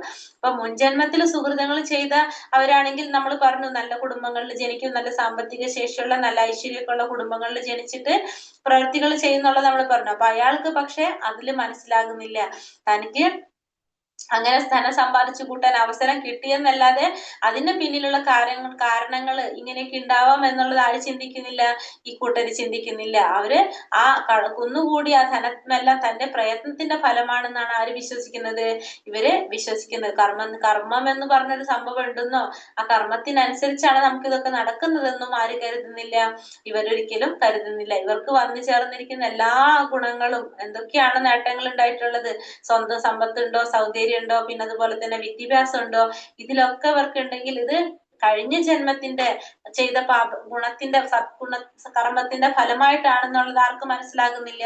ഈ പറഞ്ഞവർക്ക് മനസ്സിലാകുന്നില്ല എന്ന് മാത്രമല്ല, അത് അവർ അറിയാനായിട്ട് ആഗ്രഹിക്കുന്നില്ല. കാരണം അവര് അതിൽ വിശ്വസിക്കുന്നില്ല. അങ്ങനെയുള്ളവരാണ് അങ്ങനെയൊക്കെ ആയിരിക്കും ഇവരുടെ ഒരു ബേസിക് ആയിട്ടുള്ളൊരു സ്വഭാവം വരുന്നത്. പിന്നെ ഇവർ ഓരോരുത്തരും വിചാരിക്കുന്നത് എന്താണിത്? ഇവർക്ക് വേണ്ടിയിട്ട് സുഖിക്കാൻ വേണ്ടിയിട്ട് മറ്റുള്ളവരെ ഉപദ്രവിച്ചോ അല്ലെങ്കിൽ മറ്റുള്ളവർക്ക് ബലികഴിപ്പിച്ചോ എങ്ങനെയാലും ഇവർക്ക് സുഖം ഉണ്ടാവണം, ഇവരുടെ കാര്യങ്ങൾ നടക്കണം എന്നുള്ളതായിരിക്കും ഇവർ ചിന്തിച്ചു പഠിക്കുന്നത്. ഇവര് ഭഗവാനെ വിശ്വസിക്കാനോ ഭഗവാന്റെ അങ്ങനത്തിലൊന്നും അവർക്ക് എന്തില്ല, അങ്ങനെ ഒരു സംഭവം അവർക്ക് ചിന്തിക്കുന്നില്ല. ഭഗവാനിൽ വിശ്വസിക്കാനായിട്ട് അവര് ചിന്തിക്കുന്നില്ല, വിശ്വസിക്കുന്നില്ല ഭഗവാനിൽ. അവർ അവരുടേതായ രീതിയിൽ എന്താണ്, അവരുടേതായ രീതിയിൽ ഒരു ചട്ടക്കൂട് ഉണ്ടാക്കാന്ന് പറഞ്ഞ പോലെ അവർ അവരുടേതായ രീതിയിൽ കുറെ നിയമങ്ങളും കാര്യങ്ങളും ഉണ്ടാക്കിയിട്ട് അതിനനുസരിച്ച് പ്രവർത്തിച്ചു പോകുന്നവരായിരിക്കും ഇവര് ഇന്ദ്രിയ സുഖങ്ങളിൽ ആസക്തരായിക്കൊണ്ട് ലാസ്റ്റ് എന്താണ്, അവര് നരകങ്ങളിൽ പോയിട്ട് വീഴാണ് ചെയ്യുന്നത്. അടുത്ത ശ്ലോകത്തിൽ പറയാണ്, ആത്മസംഭാവിത സ്തബ്ധ ധനമാനാമധാനിത യജന്തേ നാമ യജ്ഞൈസ്തേ വിധിപൂർവകം. നിഷേധികളും സ്വയം സംതൃപ്തരുമായി സമ്പത്ത്, ദുരഭിമാനം ഇവയാൽ വ്യാമോഹിതരായി അഹങ്കാരത്തോടെ അവർ ചിലപ്പോൾ വൈദിക വിധികൾ അനുസരിക്കാതെ തന്നെ പേരിനെ ചില യജ്ഞങ്ങൾ അനുഷ്ഠിക്കാറുണ്ട്. ഇനി അടുത്തിൽ എന്താ പറയണത്? നിഷേധികളും സ്വയം സംതൃപ്തരുമായി സമ്പത്ത്, ദുരഭിമാനം ഇവയാൽ വ്യാമോഹിതരായി അഹങ്കാരത്തോടെ അവർ ചിലപ്പോൾ വൈദിക വിധികൾ അനുസരിക്കാതെ തന്നെ പേരിന് ചില യജ്ഞങ്ങൾ അനുഷ്ഠിക്കാറുണ്ട്. ഇവരെന്ത് പറഞ്ഞത്? ഇവരാണ് എല്ലാം ചെയ്തെന്നനുസരിച്ച് ചിന്തിച്ചുകൊണ്ട് തങ്ങളാണ് എല്ലാം എന്നോർത്ത് വേദഗ്രന്ഥങ്ങളിലെ നിബന്ധനകളെയോ പ്രാമാണികരെയോ അനുസരിക്കാതെ അവർ ചിലപ്പോൾ എന്താണ്, പേരിന് മാത്രം ചില യജ്ഞങ്ങൾ അനുഷ്ഠിക്കുന്നുണ്ട്. അപ്പൊ തങ്ങള് ആണെല്ലാന്ന് ഓർത്തിട്ട് അവരെന്താണ്, വേദഗ്രന്ഥങ്ങളിൽ പറഞ്ഞിരിക്കുന്ന പ്രകാരമല്ല, ഈ ശാസ്ത്രങ്ങളിലൊന്നും പറഞ്ഞിരിക്കുന്ന പ്രകാരം അല്ലാതെ ഇവർ നയമുണ്ടാക്കിയിട്ട് അതിനനുസരിച്ച് പ്രവർത്തിക്കുക. അങ്ങനെ ഇവരുടെ ഇഷ്ടത്തിന് ഇവർ യജ്ഞങ്ങൾ അനുഷ്ഠിക്കുന്നുണ്ട്. അങ്ങനെ എന്താണ്, അവര് ശരിക്കും അപ്പൊ എന്താണ് പറയണത്? ഇവര് നിഷേധികൾ തന്നെയാണ്. കാരണം ഇവര് നമുക്ക് വേദഗ്രന്ഥങ്ങളിൽ പറഞ്ഞിരിക്കുന്ന പ്രകാരമാണല്ലോ നമ്മളെല്ലാം ചെയ്യേണ്ടത്. അപ്പൊ ഇവർ ഇഷ്ടത്തിനൊക്കെ ചെയ്യണമെങ്കിൽ അവരെന്താണ്, അവരായ അനുഷ്ഠിക്കുന്ന യജ്ഞങ്ങളും യാഗങ്ങളും ഒക്കെ എന്താണ്, അതൊന്നും സ്വീകാര്യമായിട്ടുള്ളതല്ല, അതൊക്കെ നിഷേധത്തരമാണെന്നാ പറയുന്നത്. സ്വത്ത് കുന്നുകൂട്ടുന്നതിന്റെ മിഥ്യാഹംഭാവത്തിന്റെ ഫലമായി ഉണ്ടാകുന്ന വ്യാമോഹമാണ് ഇതിനൊക്കെ കാരണം. കാരണം അവരാണ് ബെസ്റ്റ് എന്ന് അവർ ചിന്തിക്കുന്നു. അവരവരുടേതായ രീതിയിൽ നിയമങ്ങൾ ഉണ്ടാക്കി അതനുസരിച്ച് അവർ യാഗം ചെയ്യുക, യജ്ഞം ചെയ്യുക, ഇതൊക്കെ അവർ ചെയ്തുകൊണ്ടിരിക്കുന്നത്. അപ്പൊ ഇതൊക്കെ എന്താണ്, വ്യാമോഹം, മിഥ്യാഹംഭാവത്തിന്റെ ഒരു കാരണമായിട്ടാണ് പറയണത്. അത്തരക്കാര് സന്ദർഭം വന്നാൽ എന്താണ്, ആചാര്യന്റെ നില തന്നെ കൈകൊള്ളാണ് ചെയ്ത്. ഇവര് ആചാര്യനാവാനായിട്ടുള്ള ഒരു അവസരം കിട്ടിക്കഴിഞ്ഞാൽ ആചാര്യനായുള്ള അവസ്ഥ എന്താണ്, അവര് പറഞ്ഞു കൊടുക്കുന്ന മുഴുവൻ എന്തായിരിക്കും, തെറ്റായിരിക്കും അവർ പറഞ്ഞു കൊടുക്കണതില്ല. കാരണം മറ്റുള്ളവരെ വഴിതെറ്റിക്കാനായിട്ടായിരിക്കും അവർ ശ്രമിക്കണല്ല, അവരുടെ രീതിയിൽ അവർ അങ്ങനെ ചെയ്യുന്നു. കാരണം അവരുടെ വിശ്വാസം എന്താണ്, ഭഗവാനില്ല. ഫസ്റ്റ് തന്നെ എന്താണ്, അവർ ഭഗവാനിൽ വിശ്വസിക്കുന്നില്ല. പിന്നെ അവരുടേതായ രീതിയിലുള്ള ചട്ടക്കൂട് ഉണ്ടാക്കി അതനുസരിച്ചാണ് അവർ പ്രവർത്തിച്ചു പോകുന്നത്. അപ്പൊ അവര് ആ രീതിയിൽ തന്നെ ആരോട് പറഞ്ഞു കൊടുക്കാണ്, അവര് ഈ പറഞ്ഞ പോലെ തന്നെ ആരെ കിട്ടിക്കഴിഞ്ഞാൽ ആളുകളെ വഴിതെറ്റിക്കാനായിട്ട് അവർക്ക് പെട്ടെന്ന് സാധിക്കും. കാരണം എന്താണ്, അവര് പറഞ്ഞു കൊടുക്കുമ്പോ ആ രീതിയിലല്ല അവർ പറഞ്ഞു കൊടുക്കുള്ളൂ. ഈ ശാസ്ത്രത്തിൽ പറഞ്ഞ പ്രകാരം അവർ ചെയ്യാനായിട്ട് ആരെങ്കിലോട് പറയോ? ഉണ്ടാവില്ല. അവർക്ക് എന്താണോ തോന്നുന്ന നിയമം അതനുസരിച്ചാണ് മറ്റുള്ളവരെ പറയുന്നത്. അപ്പൊ അത് വഴിതെറ്റാനായിട്ട് സാധ്യത. അപ്പൊ ദേവന്മാരെയോ തങ്ങൾ സ്വയം സൃഷ്ടിച്ച ഈശ്വരനെ അവര് പൂജിക്കുക. അവരാരെ പൂജിക്കുണ്ടാവുക? അവര് സ്വയം സൃഷ്ടിച്ച ഈശ്വരനൊക്കെ ഉണ്ടാവാം. അങ്ങനെയുള്ള ഈശ്വരന്മാരൊക്കെ പൂജിക്കും. അപ്പൊ സാധാരണ ജനങ്ങൾ എന്ത് ചെയ്യും? അവർ ഈശ്വരനാണെന്ന് കരുതിയിട്ട് അവരും അവരെ ആരാധിക്കുകയും വാഴ്ത്തുകയൊക്കെ ചെയ്യും. കാരണം ഒരാൾ ചെയ്യുന്ന കാണുമ്പോൾ അവർക്കും തോന്നും ഇയാള് ഈശ്വരനാണെന്ന്, ഇയാൾ ഈശ്വരനാണെന്നൊക്കെ അവർക്ക് ചിന്തിക്കാം. അങ്ങനെ മറ്റുള്ളവരെ വഴിതെറ്റിക്കാനും സാധ്യതയുള്ളവരാണ് ആര്? ഈ പറഞ്ഞ ആസുരിക സ്വഭാവത്തിലുള്ളത്. പിന്നെ ചിലര് ദേവന്മാരെ ആരാധിക്കുകയൊക്കെ ചെയ്യും. അപ്പൊ അത് നമ്മൾ പറയുന്നുണ്ട്, അവിധിപൂർവക എന്ന് പറയുന്നുണ്ട് അല്ലെ, ആരാധിക്കേണ്ടത് ഭഗവാനെ തന്നെയാണ് എന്ന് നമ്മളിപ്പോ ശ്ലോകത്തിൽ ഭഗവാൻ പറഞ്ഞു തന്നു കഴിഞ്ഞപ്പോ അങ്ങനെ ചെയ്യുന്നവരും ഉണ്ടാവും. പക്ഷെ ഇതൊക്കെ എന്തിന്റെ ഫലമായിട്ട് ഉണ്ടാവാനാണ്? ഈ അജ്ഞാനം കൊണ്ട് ഉണ്ടാവുന്നതാണ്. വ്യാമോഹത്തിന്റെയും അജ്ഞാനത്തിന്റെ ഒക്കെ ഫലമായിട്ടാണ് ഈ ഒരു മനോഭാവം നമുക്ക് ഉണ്ടാവുന്നത്. അപ്പൊ ഈ അജ്ഞാനം മാറ്റാനുള്ളതാണ് മെയിൻ ആയിട്ട് നമ്മൾ ചെയ്യേണ്ടത്. ഈ ആസുര സ്വഭാവികള് പക്ഷെ എന്താണ്, അവര് സ്വയം സംതൃപ്തരായിക്കൊണ്ട് സമ്പത്തും ദുരഭിമാനം ഇതുകൊണ്ടൊക്കെ വ്യാമോഹിതരായിട്ട് അഹങ്കാരത്തോടെ അവരെന്താണ്, ഈ വൈദികമായിട്ടുള്ള വിധികളൊന്നും അനുസരിക്കാതെ അവരുടെ ഇഷ്ടത്തിന് തന്നെ യജ്ഞങ്ങളൊക്കെ അനുഷ്ഠിച്ചു പോവുകയാണ് ചെയ്യുന്നത്. അപ്പൊ അത് അവരുടെ എന്താണ്, അവർക്ക് മുക്തിക്കല്ല, അവർ നാശത്തിനാണ് ഇതൊക്കെ കാരണമാകുന്നതെന്ന് പറയാണ്. അടുത്തതിൽ എന്താ പറയുന്നത്? അഹങ്കാരം ബലം ദർപ്പം കാമം ക്രോധം ച സംശ്രിതാഹ മാമാത്മത്പര ദേഹേഷു പ്രതിഷ്യന്തോപ്യസൂയകഃ. അസുരന്മാർ മിഥ്യാഹങ്കാരം ബലം ഗർവം കാമം ക്രോധം ഇവയാൽ സംഭ്രാന്തരായി തങ്ങളുടെയും അന്യരുടെയും ശരീരങ്ങളിൽ കുടികൊള്ളുന്ന പരമദിവ്യോത്തമ പുരുഷനോട് ഈർഷ്യാലുക്കളായി തീർന്ന ശരിയായ ധർമ്മത്തെ പഴിക്കുന്നു. ഇനി അസുരന്മാരെന്താണ്? മിഥ്യാഹങ്കാരം ബലം ഗർവം കാമം ക്രോധം ഇവയാൽ സംഭ്രാന്തരായിട്ട് തങ്ങളുടെയും അന്യരുടെയും ശരീരത്തിൽ കുടികൊള്ളുന്ന പരമപുരുഷനോട് ഈർഷ്യാലുക്കളായി തീർന്ന ശരിയായ ധർമ്മത്തെ ഇവര് പഴിക്കുന്നു. അപ്പൊ ഈശ്വരന്റെ അതീശത്തെ സദാ എതിർക്കുന്ന ആസുര സ്വഭാവികൾ എന്തിൽ വിശ്വസിക്കുന്നില്ല? ധർമ്മശാസ്ത്രങ്ങളിലൊന്നും വിശ്വസിക്കുന്നില്ല. അവരിതിനൊക്കെ എന്താണ് ചെയ്യുന്നത്? എതിർക്കാണ് ചെയ്യുന്നത്. ഭഗവാന്റെ പരമപുരുഷനായിട്ടുള്ള ഭഗവാനെ കുറിച്ചോ അല്ലെങ്കിൽ അതിനെ കുറിച്ചൊന്നും ആര് ചിന്തിക്കുന്നില്ല? ഈ ആസുര സ്വഭാവികൾ ആലോചിക്കുന്നില്ല, ചിന്തിക്കുന്നില്ല. അവരുടെ ദുരഭിമാനം ശക്തിയും സമ്പാദിച്ചു കൂട്ടിയ ധനവുമാണ് ഇതിന് കാരണം. അവർ അങ്ങനെ ചിന്തിക്കാൻ കാരണം എന്തുകൊണ്ടാണ്? അവർക്ക് കിട്ടിയിട്ടുള്ള കുറെ ധനം സമ്പാദിക്കാൻ സാധിച്ചു. പിന്നെ അതുപോലെ തന്നെ അവർക്ക് അവരുടെ ദുരഭിമാനം ശക്തി ഇതൊക്കെ കാരണം അവർ ചിന്തിക്കുന്നതാണ് അവരുടേതായ കഴിവ് കൊണ്ടാണ് ഇതൊക്കെ ഉണ്ടായി എന്നുള്ളതാണ് അവർ ചിന്തിക്കുന്നത്. പക്ഷെ അവരൊരിക്കലും ചിന്തിക്കുന്നില്ല മുൻജന്മ സുഹൃതം കൊണ്ടാണ് നമുക്ക് ഇതൊക്കെ അനുഭവിക്കാൻ പറ്റിയതെന്നുള്ള അവർ ചിന്തിക്കുന്നില്ല. ഈ ജീവിതം ഇപ്പൊ ജീവിക്കുന്നത് എന്താണ്? വരാൻ പോകുന്ന ജീവിതത്തിന്റെ തയ്യാറെടുക്കലാണെന്നുള്ളത് ആർക്കും മനസ്സിലാകുന്നില്ല. ആസുര സ്വഭാവികൾക്ക് അറിയാനായിട്ട് സാധിക്കില്ല. അവര് മറ്റുള്ളവരോട് മാത്രമല്ല തന്നോട് തന്നെയും എങ്ങനെയാണ് ഈർഷ്യാലുക്കളാവുകയും അന്യരുടെ ശരീരങ്ങളെയും സ്വന്തം ശരീരങ്ങളൊക്കെ ദ്രോഹിക്കുകയും ചെയ്യുന്നുണ്ടാവും. അപ്പൊ അതുകൊണ്ട് അവരെങ്ങനെയുള്ളവർക്ക് ചിലപ്പോ ദേഹോപദ്രവം ചെയ്യാനായിട്ടും ആർക്കൊരു ഇത് തോന്നുന്നുണ്ടാവില്ല. ഈ അസുര സ്വഭാവികൾക്ക് ഒരു പ്രോബ്ലം തോന്നില്ല. ഭഗവാന്റെ അധികാരത്തെ അവര് അവഗണിക്കുകയാണ് ചെയ്യുന്നത്. കാരണം അവര് അജ്ഞരായതുകൊണ്ട് ഭഗവാന്റെ ഒരു അധികാരത്തെ, ഭഗവാന്റെ ആ ഒരു പരമാധികാരത്തെ തന്നെ അവർ അവഗണിക്കുകയാണ് ചെയ്യുന്നത്. അതിനൊന്നും അവർക്ക് യാതൊരു മടിയും അവർക്ക് ഉണ്ടാവുന്നില്ല. ബേസിക്കലി അവരെങ്ങനെയാണ്? അജ്ഞരായിരിക്കും. പിന്നെ ധർമ്മഗ്രന്ഥങ്ങളോടും ഭഗവാനോടും ഈർഷ്യാലുക്കളായി അവർ ഈശ്വരൻ എന്ന സത്യത്തെ അവരെന്താണ്? നിഷേധിക്കുകയാണ് ചെയ്യുന്നത്. അപ്പൊ ഇത് ഈ പറഞ്ഞ പോലെ ഈ ധർമ്മ ഗ്രന്ഥങ്ങളിലും പിന്നെ വേദങ്ങളിലും ഒക്കെ പറഞ്ഞിരിക്കുന്ന രീതിയിൽ അവര് ഈർഷ്യാലുക്കളായിട്ട് അവര് ഭഗവാൻ എന്നൊരു സത്യത്തെ തന്നെ അവരെന്താണ് ചെയ്യുന്നത്? നിഷേധിക്കുകയാണ് ചെയ്തത്. അപ്പൊ ഏത് കൊണ്ടും ശക്തി കൊണ്ടോ ശക്തിയുടെ പ്രഭാവം കൊണ്ടോ സമ്പത്ത് കൊണ്ടോ തന്നെക്കാൾ തുല്യരായിട്ട് തനിക്ക് തുല്യരായിട്ടോ തന്നെക്കാൾ വലിയവനായിട്ടോ ആരുമില്ലെന്ന് ആര് ചിന്തിക്കാണ്? ഇവര് ചിന്തിച്ച് അവര് പ്രവർത്തിച്ചു പോകാണ്. അവരെ ആർക്കും തടയാനാവില്ല എന്നാണ് അവര് ചിന്തിക്കുന്നത്. അങ്ങനെ ഈ കാമ ഭോഗങ്ങൾക്കൊക്കെ അതിനടിമപ്പെട്ടുകൊണ്ട് അവർ സ്വയം എന്താണ്? അവര് നശിച്ചു പോകും. മാത്രല്ല മറ്റുള്ളവരെ നശിപ്പിക്കാനും അവർക്ക് യാതൊരു മടി ഉണ്ടാവില്ല. അപ്പൊ അവര് പൊതുവെ എന്താണ്? ബേസിക്കലി അവരെങ്ങനെയാണ്? താഴോട്ടാണ് പോയിക്കൊണ്ടിരിക്കുന്നുണ്ടാവുക. പക്ഷെ അവരുടെ ധാരണ എന്താണ്? അവർ ഉയർന്നു പോകുന്നു എന്നായിരിക്കും അവര് ചിന്തിക്കുന്നുണ്ടാവുക. ഈ അസുരന്മാരുടെ സ്വഭാവത്തിന്റെ കാര്യങ്ങളാ പറയണത്.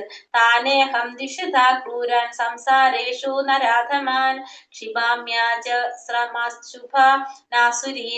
യോനിഷു. ഈർഷ്യാലുക്കളും ദുർബുദ്ധികളുമായ ഈ മനുഷ്യാധമന്മാരെ ഭൗതിക ജീവിത സാഗരത്തിലെ ആസുര യോനികളിൽ തന്നെ ഞാൻ വീണ്ടും വീണ്ടും ജനിപ്പിക്കുന്നു. അപ്പോ ഇവിടെ ഭഗവാൻ എന്താ പറയണത്? ഇങ്ങനത്തെ ആളുകളെ ഈർഷ്യാലുക്കളും ദുർബുദ്ധികളുമായിട്ടുള്ള ഈ മനുഷ്യ അധമന്മാരെ ഭൗതിക ലോകത്തിലെ ഭൗതിക ജീവിത സാഗരത്തിലെ ആസുര യോനികളിൽ തന്നെ വീണ്ടും വീണ്ടും ഞാൻ ജനിപ്പിക്കുന്നു. കാരണം ഇവരുടെ സ്വഭാവം മാറാനായിട്ട് മാറിയിട്ടില്ലെങ്കിൽ എന്താ ചെയ്യുന്ന? ഭഗവാൻ പറഞ്ഞാൽ അവരോട് കാരുണ്യം കാണിക്കുന്നില്ല ഭഗവാൻ. തിരിച്ച് അവരെ ആസുര യോനികളിൽ തന്നെ വീണ്ടും വീണ്ടും ജനിക്കേണ്ടി വരാണ് ചെയ്യുന്നത് അവരൊക്കെ. അപ്പൊ ഇതിൽ നിന്ന് എന്ത് നമുക്ക് മനസ്സിലാക്കാം? ഒരു ജീവൻ ഏത് ശരീരത്തിലാണ് പിറവിയെടുക്കേണ്ടെന്നുള്ളത് ആരുടെ ഇച്ഛയാണ് അവിടെ നടക്കുന്നത്? ഭഗവാന്റെ ഇച്ഛയാണ് ആശ്രയിച്ചാണ് ഇരിക്കുന്നത്. ആസുര സ്വഭാവികൾക്ക് പരമപ്രഭുവിന്റെ പരമാധികാരത്തെ അംഗീകരിക്കാൻ സാധിക്കും. തന്നിഷ്ടം പോലെ പ്രവർത്തിക്കുകയാണ്. അപ്പൊ ഭഗവാന്റെ ഒരു അധികാരത്തിന് അവര് എന്ത് ചെയ്യുന്നില്ല? അവര് അംഗീകരിക്കുന്നില്ല. അതുകൊണ്ട് തന്നിഷ്ടം പോലെ പ്രവർത്തിക്കുന്നു. പക്ഷെ അടുത്ത ജന്മം അവരുടെ എന്താവണമെന്ന് തീരുമാനിക്കുന്നത് ആരാണ്? ഭഗവാനാണ്. അവരെല്ലാം തീരുമാനിക്കുന്നത് ഭഗവാനാണ് തീരുമാനിക്കുന്നത്. അപ്പൊ ഒരു ജീവാത്മാവ് മരണത്തിന് ശേഷം ഒരു മാതാവിന്റെ ഗർഭാശയത്തിൽ പ്രവേശിക്കപ്പെടുന്നത് അവിടെ വെച്ച് പരമോന്നത ശക്തിയുടെ മേൽനോട്ടത്തിൽ പ്രത്യേകമായിട്ട് ശരീരം കൈക്കൊള്ള ചെയ്യണത്. പക്ഷെ ആ ശരീരം കൈക്കൊള്ളേണ്ടത് ഏതാണെന്നുള്ളത് ആര് തീരുമാനിക്കാനിവിടെ? ഭഗവാനാണ് തീരുമാനിക്കുന്നത്. അപ്പൊ ഇത് പക്ഷെ ആർക്ക് മനസ്സിലാവുന്നില്ല, ഇവർ അറിയുന്നില്ല. അപ്പൊ അങ്ങനെയുള്ളവരെ ഭഗവാൻ, ഈ ആസ്തിക സ്വഭാവത്തിലുള്ളവരെ, ഈ ദുർബുദ്ധികളായിട്ടുള്ളവരെ ഭഗവാൻ എന്താണ് ഈ ഭൗതിക ജീവിതത്തിന്റെ സാഗരത്തില് ആസുര യോനിയിൽ തന്നെയാണ് വീണ്ടും വീണ്ടും ജനിപ്പിക്കുന്നത്. അപ്പൊ ആസുരികത, ഈ ആസുര സ്വഭാവികൾ വീണ്ടും വീണ്ടും ഈ പറഞ്ഞ രീതിയിൽ രാക്ഷസീയ ഗർഭങ്ങളിൽപ്പെട്ട് ഈർഷ്യാലുക്കളായി നരാധന്മാരായിട്ട് വീണ്ടും പിറക്കേണ്ടതായിട്ട് വരണം. അപ്പൊ ഇവര് വീണ്ടും ഈ നരാധമന്മാരായിട്ട് ഈ ആസുരികമായിട്ടുള്ള യോനികളിൽ തന്നെ വീണ്ടും വീണ്ടും ജനിക്കേണ്ടതായിട്ട് വരാണ്. ഭഗവാൻ അവര് എന്തിലേക്ക് തന്നെ വിടാണെന്ന് പറയണത് ഈ ശ്ലോകത്തിൽ കറക്റ്റ് ആയിട്ട് പറയാണ്. ഏത് ശരീരത്തിലാണ് അവര് ജനിക്കേണ്ടത് എന്നുള്ളത് ആര് തീരുമാനിക്കാണ്? ഭഗവാന്റെ ഇച്ഛയെ ആശ്രയിച്ചാണ് നിൽക്കുന്നത്. അപ്പൊ ഭഗവാനാണത് തീരുമാനിക്കുന്നത്. അപ്പൊ നമ്മള് എന്ത് പ്രവർത്തികൾ ചെയ്താലും, ഇപ്പൊ നമ്മൾ പറഞ്ഞു, ഇപ്പൊ എന്താണ് പറഞ്ഞത്, നമ്മൾ പറയുന്നില്ലേ, എത്രയും നമ്മൾ തെറ്റ് ചെയ്ത് നമ്മൾ ലാസ്റ്റ് അജാമിളന്റെ കഥ പറയുന്നുണ്ട്. അജാമിളന്റെ കഥയിൽ എന്താ പറയണത്? അയാള് കുറെ എന്താ പറയണത്, ഉപദ്രവങ്ങളും ഇതൊക്കെ ചെയ്തിരുന്ന നല്ല പ്രവർത്തികളൊന്നും ചെയ്തിട്ടുണ്ടായിരുന്നില്ല. ഒരു വേശ്യാസ്ത്രീയുടെ കൂടെ ചേർത്ത് ജീവിക്കാൻ വേണ്ടിയിട്ട് കുറെ കൊള്ളരുതായ്മകളൊക്കെ ചെയ്തു. പക്ഷെ എന്നാലും നാരായണ എന്ന് വിളിച്ചത് കൊണ്ട് ആ വ്യക്തിക്ക് എന്ത് കിട്ടിയെന്ന് പറഞ്ഞു? നമ്മള് ഭഗവാന്റെ മോക്ഷം കിട്ടിയെന്ന് പറഞ്ഞു. പക്ഷെ ആ വ്യക്തി ആരാവണം എന്നില്ല. ആ ഒരു വ്യക്തി ആസുരിക സ്വഭാവത്തിലുള്ള ഒരു വ്യക്തിയല്ല. അതുകൊണ്ടാണ് ആ വ്യക്തിക്ക് എന്ത് കിട്ടുന്നത്? മോക്ഷം കിട്ടുന്നത്. കാരണം ആ ഒരു ബുദ്ധി ഭഗവാൻ തന്നെയാണ് കൊടുക്കുന്നത്. നമ്മള് തെറ്റിദ്ധരിക്കാണ് നമ്മൾ അവിടെ ചെയ്യുന്നത്. നമ്മൾ എന്താ ചിന്തിക്കുന്നത്? ഇങ്ങനത്തെ പ്രവർത്തികളൊക്കെ ചെയ്തു കഴിഞ്ഞ് ലാസ്റ്റ് സമയത്ത് ഭഗവാനെ വിളിച്ചു കഴിഞ്ഞാൽ നമുക്ക് ഭഗവാന്റെ അടുത്തേക്ക് പോകാനാണ് നമ്മൾ ചിന്തിക്കുന്നത്. പക്ഷെ അങ്ങനെയല്ല. നമ്മൾ ചെയ്യുന്ന പ്രവർത്തികൾ എങ്ങനെയൊക്കെ ആയാലും നമുക്ക് ആ ബുദ്ധി, ആ സമയത്ത് ഭഗവാനെ വിളിക്കാനുള്ള ബുദ്ധി ആരാ തരുന്നത്? ഭഗവാൻ തന്നെയാണ് നമുക്ക് തരുന്നത്, അല്ലെ? അപ്പൊ നമ്മൾ ആ ആസുരിക സ്വഭാവത്തിലുള്ളവരാണെങ്കിൽ നമുക്ക് ഒരിക്കലും ആ ഒരു ബുദ്ധി കിട്ടില്ല. ഭഗവാൻ എന്താ പറയണത്? അങ്ങനെയുള്ളവരെ ആസുരികമായിട്ടുള്ള യോനികളിൽ തന്നെ ഭഗവാൻ ജനിപ്പിക്കുകയുള്ള ചെയ്യുന്നത്. അപ്പോ എങ്ങനെയുള്ളവർക്കാണ് ഭഗവാൻ അത് കൊടുക്കുന്നത്? അവരില് നന്മയുള്ളവർക്ക് തന്നെയാണ് എന്ത് കിട്ടുന്നത്? അത് മോക്ഷത്തിലേക്ക് ഉയരാനായിട്ട്, അതല്ലെങ്കിൽ ഉയർന്ന കുലത്തിലോട്ട് ജനിക്കാനായിട്ട്, ഉയർന്ന യോനിൽ ജനിക്കാനുള്ള അവസരം ഭഗവാൻ കൊടുക്കണം. കാരണം ഇതെല്ലാം തീരുമാനിക്കുന്നത് ആരാണ്? ഭഗവാൻ തന്നെയാണ് ഇതൊക്കെ തീരുമാനിക്കുന്നത്. നമുക്കിവിടെ ക്ലിയർ ആക്കി തരാണ്. അപ്പൊ ആ മരണസമയത്ത് ഭഗവാൻ ഓർക്കാനുള്ള ഒരു ബുദ്ധി നമുക്ക് കിട്ടുന്നത് ഭഗവാൻ തന്നെ തരുന്നതാണ്. നമുക്ക് ഓർക്കാതിരിക്കാനും എല്ലാതും ആര് തന്നെയാണ് ചെയ്യണത്? എല്ലാതും ചെയ്യിപ്പിക്കുന്നത് ഭഗവാന്റെ ഇച്ഛപ്രകാരമാണ് ഇതൊക്കെ നടക്കണെന്നുള്ളത് നമുക്കിവിടെ ക്ലിയർ ആക്കി തരാനുണ്ട്. ഭഗവാന്റെ ആഗ്രഹപ്രകാരമാണ് ഇതൊക്കെ നടക്കുന്നത്. ആസുരീം യോനി മാപന്ന മൂഢ ജന്മനി ജന്മനി മാമാ പാപ്രൈവ കൗന്ദേയ തഥോ യാന്ത്യാതമാം ഗതിം. ഹേ കുന്തിപുത്ര, ആസുര ജീവഗണങ്ങളിൽ അനേക തവണ ജന്മമെടുത്ത ശേഷവും ഇത്തരക്കാർ ഒരിക്കലും എന്റെ അടുത്തെത്തുകയില്ല. ക്രമേണ അധികം നീചങ്ങളായ തലങ്ങളിലേക്ക് താഴ്ത്തപ്പെടുന്നു. വീണ്ടും ഇവിടെ എന്താ പറയണത്?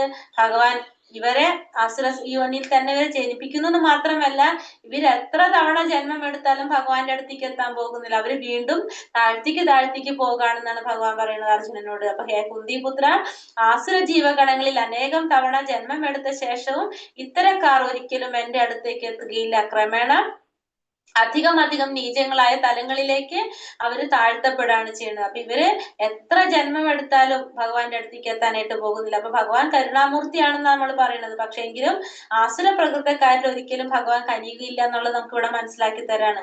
എത്ര ജന്മം എടുത്താലും അവരെന്താണ് ഈ രാക്ഷസീയമായ ഗർഭങ്ങളിൽ തന്നെ ഭഗവാന്റെ കരുണ കിട്ടാതെ അവര് ഏറ്റവും അധികം അധപതിച്ച് വീണ്ടും താഴ്ന്ന യോനിയിലേക്ക്, അല്ലെങ്കിൽ പൂച്ചയായിട്ടോ നായയായിട്ടോ പന്നിയായിട്ടോ ഒക്കെ തന്നെ വീണ്ടും ജന്മം എടുക്കേണ്ടതായിട്ട് വരികയാണ്. അപ്പൊ വരും കാലങ്ങളിലെ ജന്മങ്ങളിലും ഭഗവാന്റെ കാരുണ്യം അവർക്ക് ലഭിക്കാൻ ഇടയില്ല എന്നുള്ളത് കൂടെ ഭഗവാൻ വ്യക്തമാക്കി തരാണ്. അത്തരക്കാര് ഈ താഴ്ന്ന വർഗങ്ങളിലേക്ക്, മൃഗങ്ങളുടെ താഴ്ന്ന വർഗങ്ങളിലേക്കോ പോകുന്നു എന്നാണ് നമ്മൾക്ക് മനസ്സിലാക്കുന്നത്. അപ്പൊ ഭഗവാനില് എത്രയും നമ്മള് എന്താ പറയണത്, ആസുര സ്വഭാവ ജീവികൾ അനേകം തവണ ജന്മമെടുത്ത് അത്രയും ഇത്തരക്കാർ ഒരിക്കലും ഭഗവാന്റെ അടുത്തേക്ക് എത്തുന്നില്ല. അവര് അധികം നീചങ്ങളായിട്ടുള്ള തലങ്ങളിലേക്ക് വീണ്ടും പോയിക്കൊണ്ടിരിക്കുകയാണ് ചെയ്യുന്നത്. അപ്പൊ ഭഗവാന്റെ ഒരു കാരുണ്യം ഉണ്ടെങ്കിൽ മാത്രമേ നമുക്ക് എന്ത് ചെയ്യാൻ സാധിക്കുന്നുള്ളൂ? നമുക്ക് അടുത്ത ശരീരം കിട്ടുന്നതൊക്കെ നമ്മൾ പറഞ്ഞു കഴിഞ്ഞു. അപ്പൊ ഇവര് അസുര സ്വഭാവത്തിലുള്ളവര് അവരുടെ ആ സ്വഭാവത്തിനനുസരിച്ച് അവർ വീണ്ടും വീണ്ടും താഴ്ന്ന രീതിയിലേക്ക് തന്നെ പോയിക്കൊണ്ടിരിക്കുകയാണ്. കാരണം ഭഗവാന്റെ കാരുണ്യം അവിടെ അവർക്ക് കിട്ടുന്നില്ല എന്ന് പറയണം. അപ്പൊ ഭഗവാനാൽ ഇപ്പൊ നമ്മള് വിചാരിക്കുന്ന അസുരന്മാർ ആരൊക്കെയാണ്? ഇപ്പൊ കംസനുണ്ട്, രാവണനുണ്ട്, ഹിരണ്യകശിപൊക്കെ ഉണ്ട് അല്ലെ? ഇവരൊക്കെ ഭഗവാനാൽ കൊല്ലപ്പെട്ടവരാണ്. നമുക്കറിയാം ഇവരൊക്കെ അസുരന്മാരാണ്, ഇവരൊക്കെ ഭഗവാനാണ് ഇവരെ കൊന്നത്. പക്ഷെ എന്താണ് ആ ഭഗവാനെ കൊണ്ട് കൊല്ലാൻ കിട്ടിയത് എന്താ പറയാ? ഭഗവാൻ അവരെ കൊല്ലുമ്പോ അവർക്ക് എന്താണ് കിട്ടുന്നത്? അവർക്ക് മോക്ഷമാണ് കിട്ടുന്നത് അവരൊക്കെ. കാരണം അവരുടെ എന്തെങ്കിലും ശാപം കൊണ്ട് എന്തെങ്കിലും ഇതുകൊണ്ടാണ് അവരൊക്കെ ആരായിട്ട് മാറുന്നത്? ആസുരന്മാരായിട്ട് വരുന്നതൊക്കെ. അപ്പൊ അവർക്ക് മുക്തി കിട്ടാണ് ചെയ്യുന്നത്, മുക്തി നേടുന്നതാണ് പറഞ്ഞത്. അപ്പൊ ഭഗവാനാൽ കൊല്ലപ്പെട്ടു കഴിഞ്ഞാൽ അവർക്ക് എന്താ സംഭവിക്കുന്നത്? ആ മുക്തി നേടാണ് ചെയ്യുന്നത്. അപ്പൊ രാവണൻ, കംസൻ, പിന്നെ അതാണ് ഹിരണ്യകശിപു, ഇവരൊക്കെ പല വിധത്തിലും അവതാരം എടുത്തിട്ട് വന്നിട്ടുള്ളത് നമുക്കറിയാം. അപ്പൊ ഇതൊക്കെ എന്താണ്? ഭഗവാൻ അവർക്കൊക്കെ ഭാഗ്യാണ് കിട്ടണം, മോക്ഷം കിട്ടാണ് ചെയ്യുന്നത്. ആ അസുര സ്വഭാവികൾക്ക് കാരുണ്യം കിട്ടാണ് ചെയ്യുന്നത് ഭഗവാന്റെ. അല്ലാത്തവരെ ഭഗവാൻ എന്താണ് ചെയ്യുന്നത്? ഭഗവാൻ ആസുര ഗണങ്ങളിൽ തന്നെ വീണ്ടും വീണ്ടും ജന്മമെടുത്ത് അവര് വീണ്ടും താഴ്ന്ന നീചങ്ങളായ തലങ്ങളിലേക്ക് പോയിക്കൊണ്ടിരിക്കുകയാണ് ചെയ്യുന്നത് എന്ന് പറയുകയാണ്. ത്രിവിധം നരകസ്യേത്യം ദ്വാരം നാശാനം ആത്മനഃ കാമക്രോധസ്തഥാ ലോഭ തസ്മാദേതത്രയം തജേത്. നരകത്തിന് കവാടങ്ങൾ 3 ഉണ്ട്. കാമം, ക്രോധം, ലോഭം. ബുദ്ധിയുള്ള എല്ലാവരും ഇവയെ ഉപേക്ഷിക്കണം. കാരണം അവ ആത്മാവിന്റെ അധപതനത്തിന് വഴി തെളിക്കും. ഇനി ഇവിടെ എന്താ പറയണത്? ഈ നരകത്തിന് 3 കവാടങ്ങൾ ഉണ്ടെന്നാ പറയുന്നത്. നരകത്തിന്റെ കവാടങ്ങള് 3 കവാടങ്ങളുണ്ട്. ആ 3 കവാടങ്ങൾ ഏതൊക്കെയാണ്? ഒന്ന് കാമം, ഒന്ന് ക്രോധം, ഒന്ന് ലോഭം. കാമം നമുക്കറിയാം, ആഗ്രഹം, ക്രോധം, പിന്നെന്താണ്? ലോഭം. ലോഭം എന്ന് വെച്ചാൽ എന്താണ്? ധനം സമ്പാദിക്കാനുള്ള ഒരു ആസക്തി. ഇത് 3ഉം എന്ത് ചെയ്യണം? ബുദ്ധിയുള്ളവര് അതിനെ ഉപേക്ഷിക്കണം. കാരണം അവ ആത്മാവിന്റെ അധപതനത്തിന് വഴി തെളിക്കും. അപ്പൊ ബുദ്ധിയുള്ളവർ ഇത് ഉപേക്ഷിക്കണം. കാരണം അത് ആത്മാവിന്റെ അധപതനത്തിന് വഴി തെളിക്കുന്നതാണ്. അപ്പൊ ആസുര ജീവിതത്തിന്റെ ആരംഭം എങ്ങനെയാണെന്നുള്ളതാണ് ഇവിടെ പറയുന്നത്. കാമത്തെ തൃപ്തിപ്പെടുത്താനായിട്ട് നമ്മൾ എന്താണ്? നമുക്കൊരു കാര്യം ആഗ്രഹം വരും. ആഗ്രഹം വരുമ്പോ എന്താണ്? അത് നേടാൻ വേണ്ടിയിട്ട് നമ്മള് ആഗ്രഹം നടത്താൻ വേണ്ടിയിട്ട് നമ്മൾ ശ്രമിക്കും. അത് കഴിയാണ്ട് വരുമ്പോ നമുക്ക് എന്ത് വരും? ക്രോധം വരും. ക്രോധവും വരും, നമുക്കൊപ്പം ലോഭം ഉണ്ടാവില്ല. കാരണം അത് നേടേണ്ട ആ ഒരു ആസക്തി ഉണ്ടാവും. അത് നേടണം എന്നുള്ളൊരു ആസക്തി ഉണ്ടാവും. അപ്പൊ ലോഭവും വർദ്ധിക്കും. അങ്ങനെ അവരെന്ത് ചെയ്യാണ്? ആസുരികമായിട്ടുള്ള ആ നിലയിലേക്ക് വഴുതി വീണുകൊണ്ടിരിക്കും. അത് വീഴാൻ ഇഷ്ടപ്പെടാത്ത ബുദ്ധിമാനായ ഒരാൾ എന്താണ്? ഈ 3ൽ നിന്നും മാറി നിൽക്കാനായിട്ട് ശ്രമിക്കണം. ഈ കാമം, ക്രോധം, ലോഭത്തിൽ നിന്ന് മാറി നിൽക്കണം. അതില് വീഴാൻ താല്പര്യമില്ലാത്ത, അവർക്ക് ആഗ്രഹമില്ലാത്തവർ എന്ത് ചെയ്യണം? ബുദ്ധിമാന്മാർ ഇതിൽ നിന്ന് വിട്ടു നിൽക്കും. അല്ലാത്തവരെന്ത് ചെയ്യണം? ഇതിലേക്ക് നേരെ വീഴാണ് ചെയ്യുന്നത്. അങ്ങനെ വീണ് കഴിഞ്ഞാലോ, അത് ഉപേക്ഷിച്ചില്ലെങ്കിൽ അത് അധപതനത്തിലേക്ക് വഴിതെളിക്കുന്ന പറയണം. അപ്പൊ അത് ഉപേക്ഷിച്ചില്ലെങ്കിൽ അധപതനത്തിലോട്ട് വഴിതെളിക്കും. വിമുക്ത കൗന്ദേയ തമാദൗരൈ സ്ത്രീഭിർനരഃ ആചാര്യാത്മനാശ്രയ സ്തതോ യാതി പരാം ഗതിം. കുന്തിപുത്ര, ഈ 3 നരകദ്വാരങ്ങളിൽ നിന്ന് രക്ഷ പ്രാപിച്ചവർ ആത്മസാക്ഷാത്കാരത്തിന് ഉതകുന്ന കർമ്മങ്ങൾ ചെയ്ത് ക്രമേണ പരമപദത്തിലെത്തും. അപ്പൊ ഈ 3 നരകദ്വാരങ്ങൾ ഏതൊക്കെയാണ്? കാമം, ക്രോധം, ലോഭം. ഈ 3 എണ്ണത്തിന്റെ നരകദ്വാരങ്ങളിൽ നിന്ന് രക്ഷ പ്രാപിച്ചു കഴിഞ്ഞാല് സ്വാഭാവികമായിട്ടും എന്ന് പറയുന്നത് ഇതിനെ ശത്രുക്കളായിട്ട് നമ്മൾ കരുതണം. അല്ല, ശത്രുക്കളാണെങ്കിൽ ശത്രുക്കളിൽ നമ്മൾ ദൂരെ നിൽക്കും അല്ലെ? കരുതലോടെ ഇരിക്കും നമ്മള്. അതുകൊണ്ട് തന്നെ ഈ 3 എണ്ണത്തിൽ നിന്ന് നമ്മള് ദൂരെ നിന്ന് കഴിഞ്ഞാല്, രക്ഷ പ്രാപിച്ചു കഴിഞ്ഞാല്, ആത്മസാക്ഷാത്കാരത്തിന് ഉതകുന്ന കർമ്മങ്ങൾ ചെയ്ത് നമുക്ക് എങ്ങോട്ട് എത്താൻ സാധിക്കും? പരമപദത്തിലോട്ട് എത്താനായിട്ട് സാധിക്കും. എത്രയും നമ്മൾ ഇതിൽ നിന്ന് ദൂരെ നിൽക്കണോ അത്രയും നമുക്ക് സാക്ഷാത്കാരത്തിന് പോകാനായിട്ട് എളുപ്പമായിരിക്കും, കിട്ടാനായിട്ട് എളുപ്പമായിരിക്കും. അപ്പൊ അതുകൊണ്ട് നമ്മള് ഇതിനെ ശത്രുവായി കണ്ടിട്ട് ഇതിൽ നിന്ന് കരുതലോടെ നിൽക്കേണ്ടത് നമ്മൾ അത്യാവശ്യമാണ്. അപ്പൊ ഈ പ്രക്രിയ നമുക്ക് എന്താ ചെയ്യണത്? ആത്മസാക്ഷാത്കാരം നേടാനായിട്ട് സാധിക്കണമെങ്കിൽ നമ്മൾ ഈ കാമം, ക്രോധം, ലോഭം ഈ 3 എണ്ണത്തിനെ ശത്രുവായിട്ട് കാണണം. അതിൽ നിന്ന് ദൂരെ നിൽക്കാനായിട്ട് നമ്മൾ ശ്രമിക്കണം. എങ്കിൽ നമുക്ക് എന്ത് ചെയ്യാൻ പറ്റും? പരമപദത്തിലെത്താനായിട്ട് സാധിക്കും. അപ്പൊ മനുഷ്യൻ കാമം, ക്രോധം, ലോഭം എന്നീ 3 ശത്രുക്കളെ പറ്റി കരുതലോടെ ഇരിക്കണം. ഒരാൾ കാമക്രോധ ലോഭങ്ങളിൽ നിന്ന് എത്ര ഒഴിഞ്ഞു നിൽക്കുന്നുവോ അത്രത്തോളം അയാളുടെ ജീവിതം പരിശുദ്ധമായിട്ടില്ല. അപ്പൊ എത്രയും ഇതിൽ നിന്ന് മാറി നിൽക്കുക അത്രയും നമ്മളുടെ ജീവിതം എന്തായിട്ട് മാറാണ്? എന്താണ്, പരിശുദ്ധമായി തീരാണ് ചെയ്യുന്നത്. പിന്നെ വൈദിക സാഹിത്യങ്ങളിൽ പറയുന്ന നിയമനിബന്ധനകളെ അയാൾക്ക് അനുസരിക്കാൻ കഴിയും. അപ്പൊ അങ്ങനെ ചെയ്തു കഴിഞ്ഞാൽ നമുക്ക് എന്താണ്, നമ്മൾ ഈ പറഞ്ഞ നമ്മുടെ ശാസ്ത്ര ഗ്രന്ഥങ്ങളിൽ പറഞ്ഞിരിക്കുന്ന നിബന്ധനകളും നിർദ്ദേശങ്ങളും ഒക്കെ പാലിക്കാനും അനുസരിക്കാനും ഒക്കെ നമുക്ക് സാധിക്കും. മനുഷ്യ ജീവിത നിയന്ത്രണത്തിനുള്ള ഈ പ്രമാണങ്ങളെ സ്വീകരിച്ചുകൊണ്ട് ക്രമേണ ആധ്യാത്മിക ലോകത്തിലോട്ട് ഉയരാനായിട്ട് സാധിക്കും. അപ്പൊ മനുഷ്യ ജീവിതത്തിൽ പറഞ്ഞിരിക്കുന്ന ഈ നിയന്ത്രണങ്ങളും പ്രമാണങ്ങളും ഒക്കെ സ്വീകരിച്ച് നമുക്ക് ആധ്യാത്മിക ഉന്നതിയിലേക്ക് ഉയരാനായിട്ട് നമുക്ക് സാധിക്കും. ഇങ്ങനെ കൃഷ്ണാവബോധം വരെ എത്താൻ ഭാഗ്യമുണ്ടായവന് വിജയം സുനിശ്ചിതമാണ്. അങ്ങനെ ഈ ഒരു പ്രക്രിയ, കൃഷ്ണാവബോധത്തിലോട്ട് എത്താനുള്ള ഈ പ്രക്രിയ വരെ എത്തിക്കഴിഞ്ഞാൽ അവർക്ക് എന്തുണ്ടാവും, പൂർണ്ണമായിട്ട് വിജയം ഉണ്ടാവും എന്നുള്ളതാണ് പറയുന്നത്. അപ്പൊ അങ്ങനെ ഈ പൂർണ്ണമായിട്ടുള്ള ഈ ഒരു അറിവ് നേടിക്കഴിഞ്ഞാൽ, കൃഷ്ണാവബോധത്തെ കുറിച്ച് അല്ലെങ്കിൽ ഭഗവാനെ കുറിച്ചുള്ള അറിവ് നേടിക്കഴിഞ്ഞാൽ ആത്മസാക്ഷാത്കാരത്തിന്റെ അത്യുന്നതയിലേക്ക് ഉയരാനായിട്ട് അവർക്ക് സാധിക്കും. ഭക്തിയുടെ സേവനം കൊണ്ടാണ് നമുക്ക് എന്ത് കിട്ടുന്നത്, ആ പൂർണ്ണമായിട്ടുള്ള ഒരു അറിവ് നമുക്ക് കിട്ടുന്നത്. അങ്ങനെ ആത്മസാക്ഷാത്കാരത്തിലോട്ട് എത്തി ആ ഭക്തനായിട്ടുള്ള ജീവാത്മാവിനെ മോചിപ്പിക്കാനായിട്ട് നമുക്ക് സാധിക്കും. അങ്ങനെ നമുക്ക് എന്ത് ചെയ്യാൻ പറ്റും, ആത്മാവിനെ മോചനത്തിന് വഴിയൊടുക്കാനായിട്ട് നമുക്ക് സാധിക്കും. യാ ശാസ്ത്രവിധിമുത്സൃജ്യ വർത്തതേ കാമകാരതഃ ന സാ സിദ്ധിമവാപ്നോതി ന സുഖം ന പരാം ഗതിം. ശാസ്ത്രവിഹിതങ്ങളായ വചനങ്ങളെ കണക്കിലെടുക്കാതെ തന്നിഷ്ടം പോലെ പ്രവർത്തിക്കുന്നവർക്ക് പരിപൂർണതയോ പരമലക്ഷ്യപ്രാപ്തിയോ സുഖം പോലുമോ നേടാനാവില്ല. അപ്പൊ ഇനിയോ, ഈ ശാസ്ത്രവിധികൾ പറഞ്ഞിരിക്കുന്ന ഈ വചനങ്ങളെ കണക്കിലെടുക്കാതെ തന്നിഷ്ടം പോലെ പ്രവർത്തിക്കുന്നവരാണെങ്കിലോ അവർക്കൊരിക്കലും എന്തുണ്ടാവുന്നില്ല, ഈ പരിപൂർണതയോ പരമലക്ഷ്യപ്രാപ്തിയോ സുഖം പോലും ഇതൊന്നും അവർക്ക് നേടാനായിട്ട് സാധിക്കില്ല. അപ്പൊ അങ്ങനെയുള്ളവർക്ക്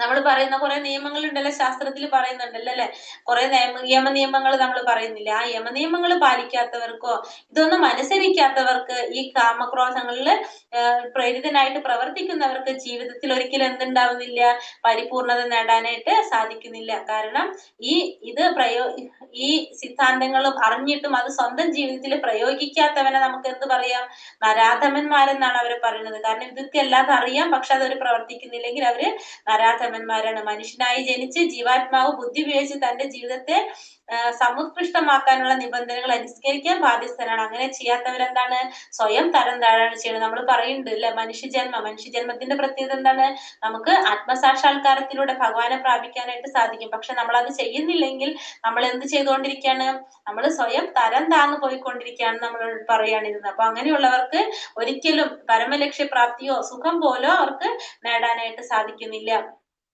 എന്ന് പറയുന്നത്. അപ്പൊ 4 നിയമങ്ങൾ എന്തൊക്കെയാണ്, അത് നമ്മൾ പാലിക്കാത്തോടത്തോളം, ശാസ്ത്രങ്ങൾ പറഞ്ഞിരിക്കുന്ന പ്രകാരം ഇതൊന്നും അനുസരിക്കാത്തോടത്തോളം കാലം നമുക്കൊരിക്കലും പരമലക്ഷ്യപ്രാപ്തി നേടാനായിട്ട് സാധിക്കുന്നില്ല എന്ന് പറഞ്ഞപ്പോ, നമ്മൾ ഓരോ യുഗത്തിലും നമുക്കറിയാവുന്നതാണ്. ഇപ്പൊ സത്യയുഗത്തിൽ എന്താണ്, 2 ലോകങ്ങൾ തമ്മിലാണ്, അസുരന്മാരും ദേവന്മാരും തമ്മിലാണ് എന്തുണ്ടായിരുന്നത്, യുദ്ധം ഉണ്ടായിരുന്നത്.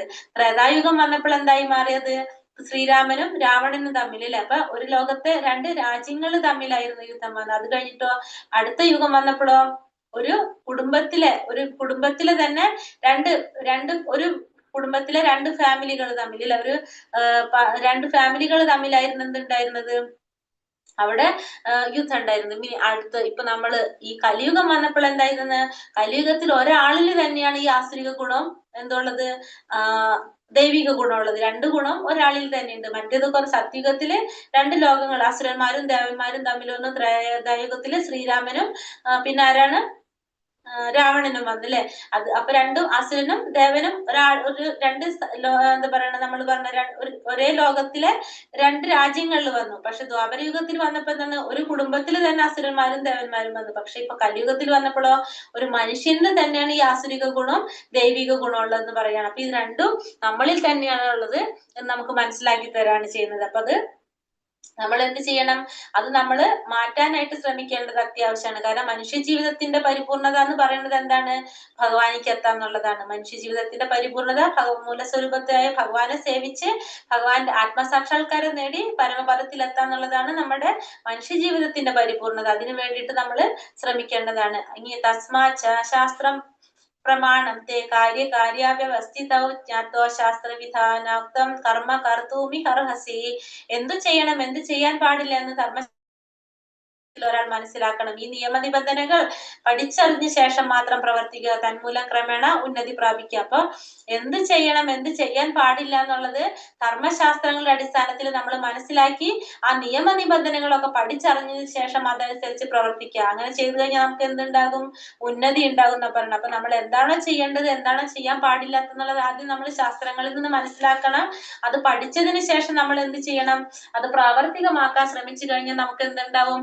ഉന്നതി പ്രാപിക്കാനായിട്ട് നമുക്ക് സാധിക്കുന്നു പറയണം. അപ്പൊ അത് നമ്മൾ ശ്രമിക്കേണ്ടത് അത്യാവശ്യമാണ്. അപ്പൊ നമുക്കറിയാം, നമ്മളുടെ ബദ്ധരായിട്ടുള്ള ജീവാത്മാക്കൾക്ക് 4 ന്യൂനതകൾ നമ്മൾ കാണുന്നുണ്ട് അല്ലെ?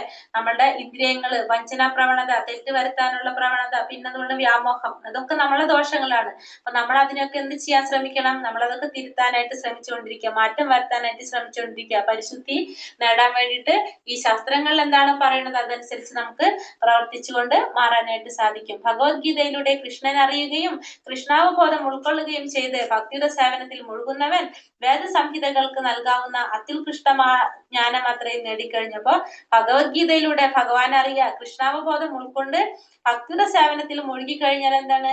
ഈ വേദങ്ങളിൽ പറഞ്ഞിരിക്കുന്ന, വേദങ്ങളിൽ നൽകാവുന്നതിന്റെ ഏറ്റവും അത്യുത്കൃഷ്ടമായിട്ടുള്ള ഒരു ജ്ഞാനം അത്രയും അവർ നേടിക്കഴിഞ്ഞു. പിന്നെന്താണ്? ചൈതന്യ മഹാപ്രഭു നൽകിയിട്ടുള്ള പ്രക്രിയ അത് അത്യന്തം ലളിതമായിട്ടുള്ളതാണ് അല്ലെ? ഹരേ കൃഷ്ണ മഹാമന്ത്രം ജപിക്കുവാനും ഭഗവത് സേവനത്തിൽ ഭക്തിപൂർവ്വം ഏർപ്പെടാനും ഭഗവത് പ്രസാദം ഭക്ഷിക്കാനുമാണ് അദ്ദേഹം ജനങ്ങളോട് ആവശ്യപ്പെട്ടത്.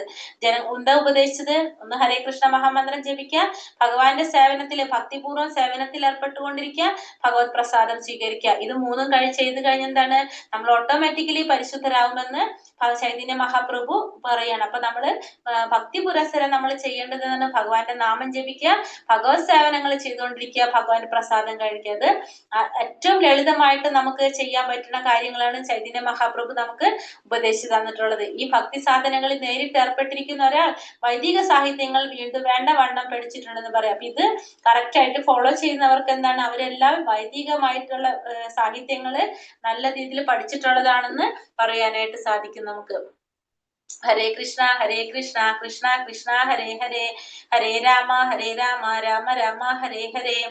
പഞ്ചാകൽപതരൂപേശ്ച കൃപാ സിന്ധുഭ്യവച പതിതാനാം പാവനേഭ്യോ വൈഷ്ണവേഭ്യോ നമോ നമഃ. അനന്തകോടി വൈഷ്ണവ വൃന്ദിക്ക് ജയ. ശ്രീല പ്രഭുപാദിക്ക് ജയ. ശ്രീല ഗുരുദേവ്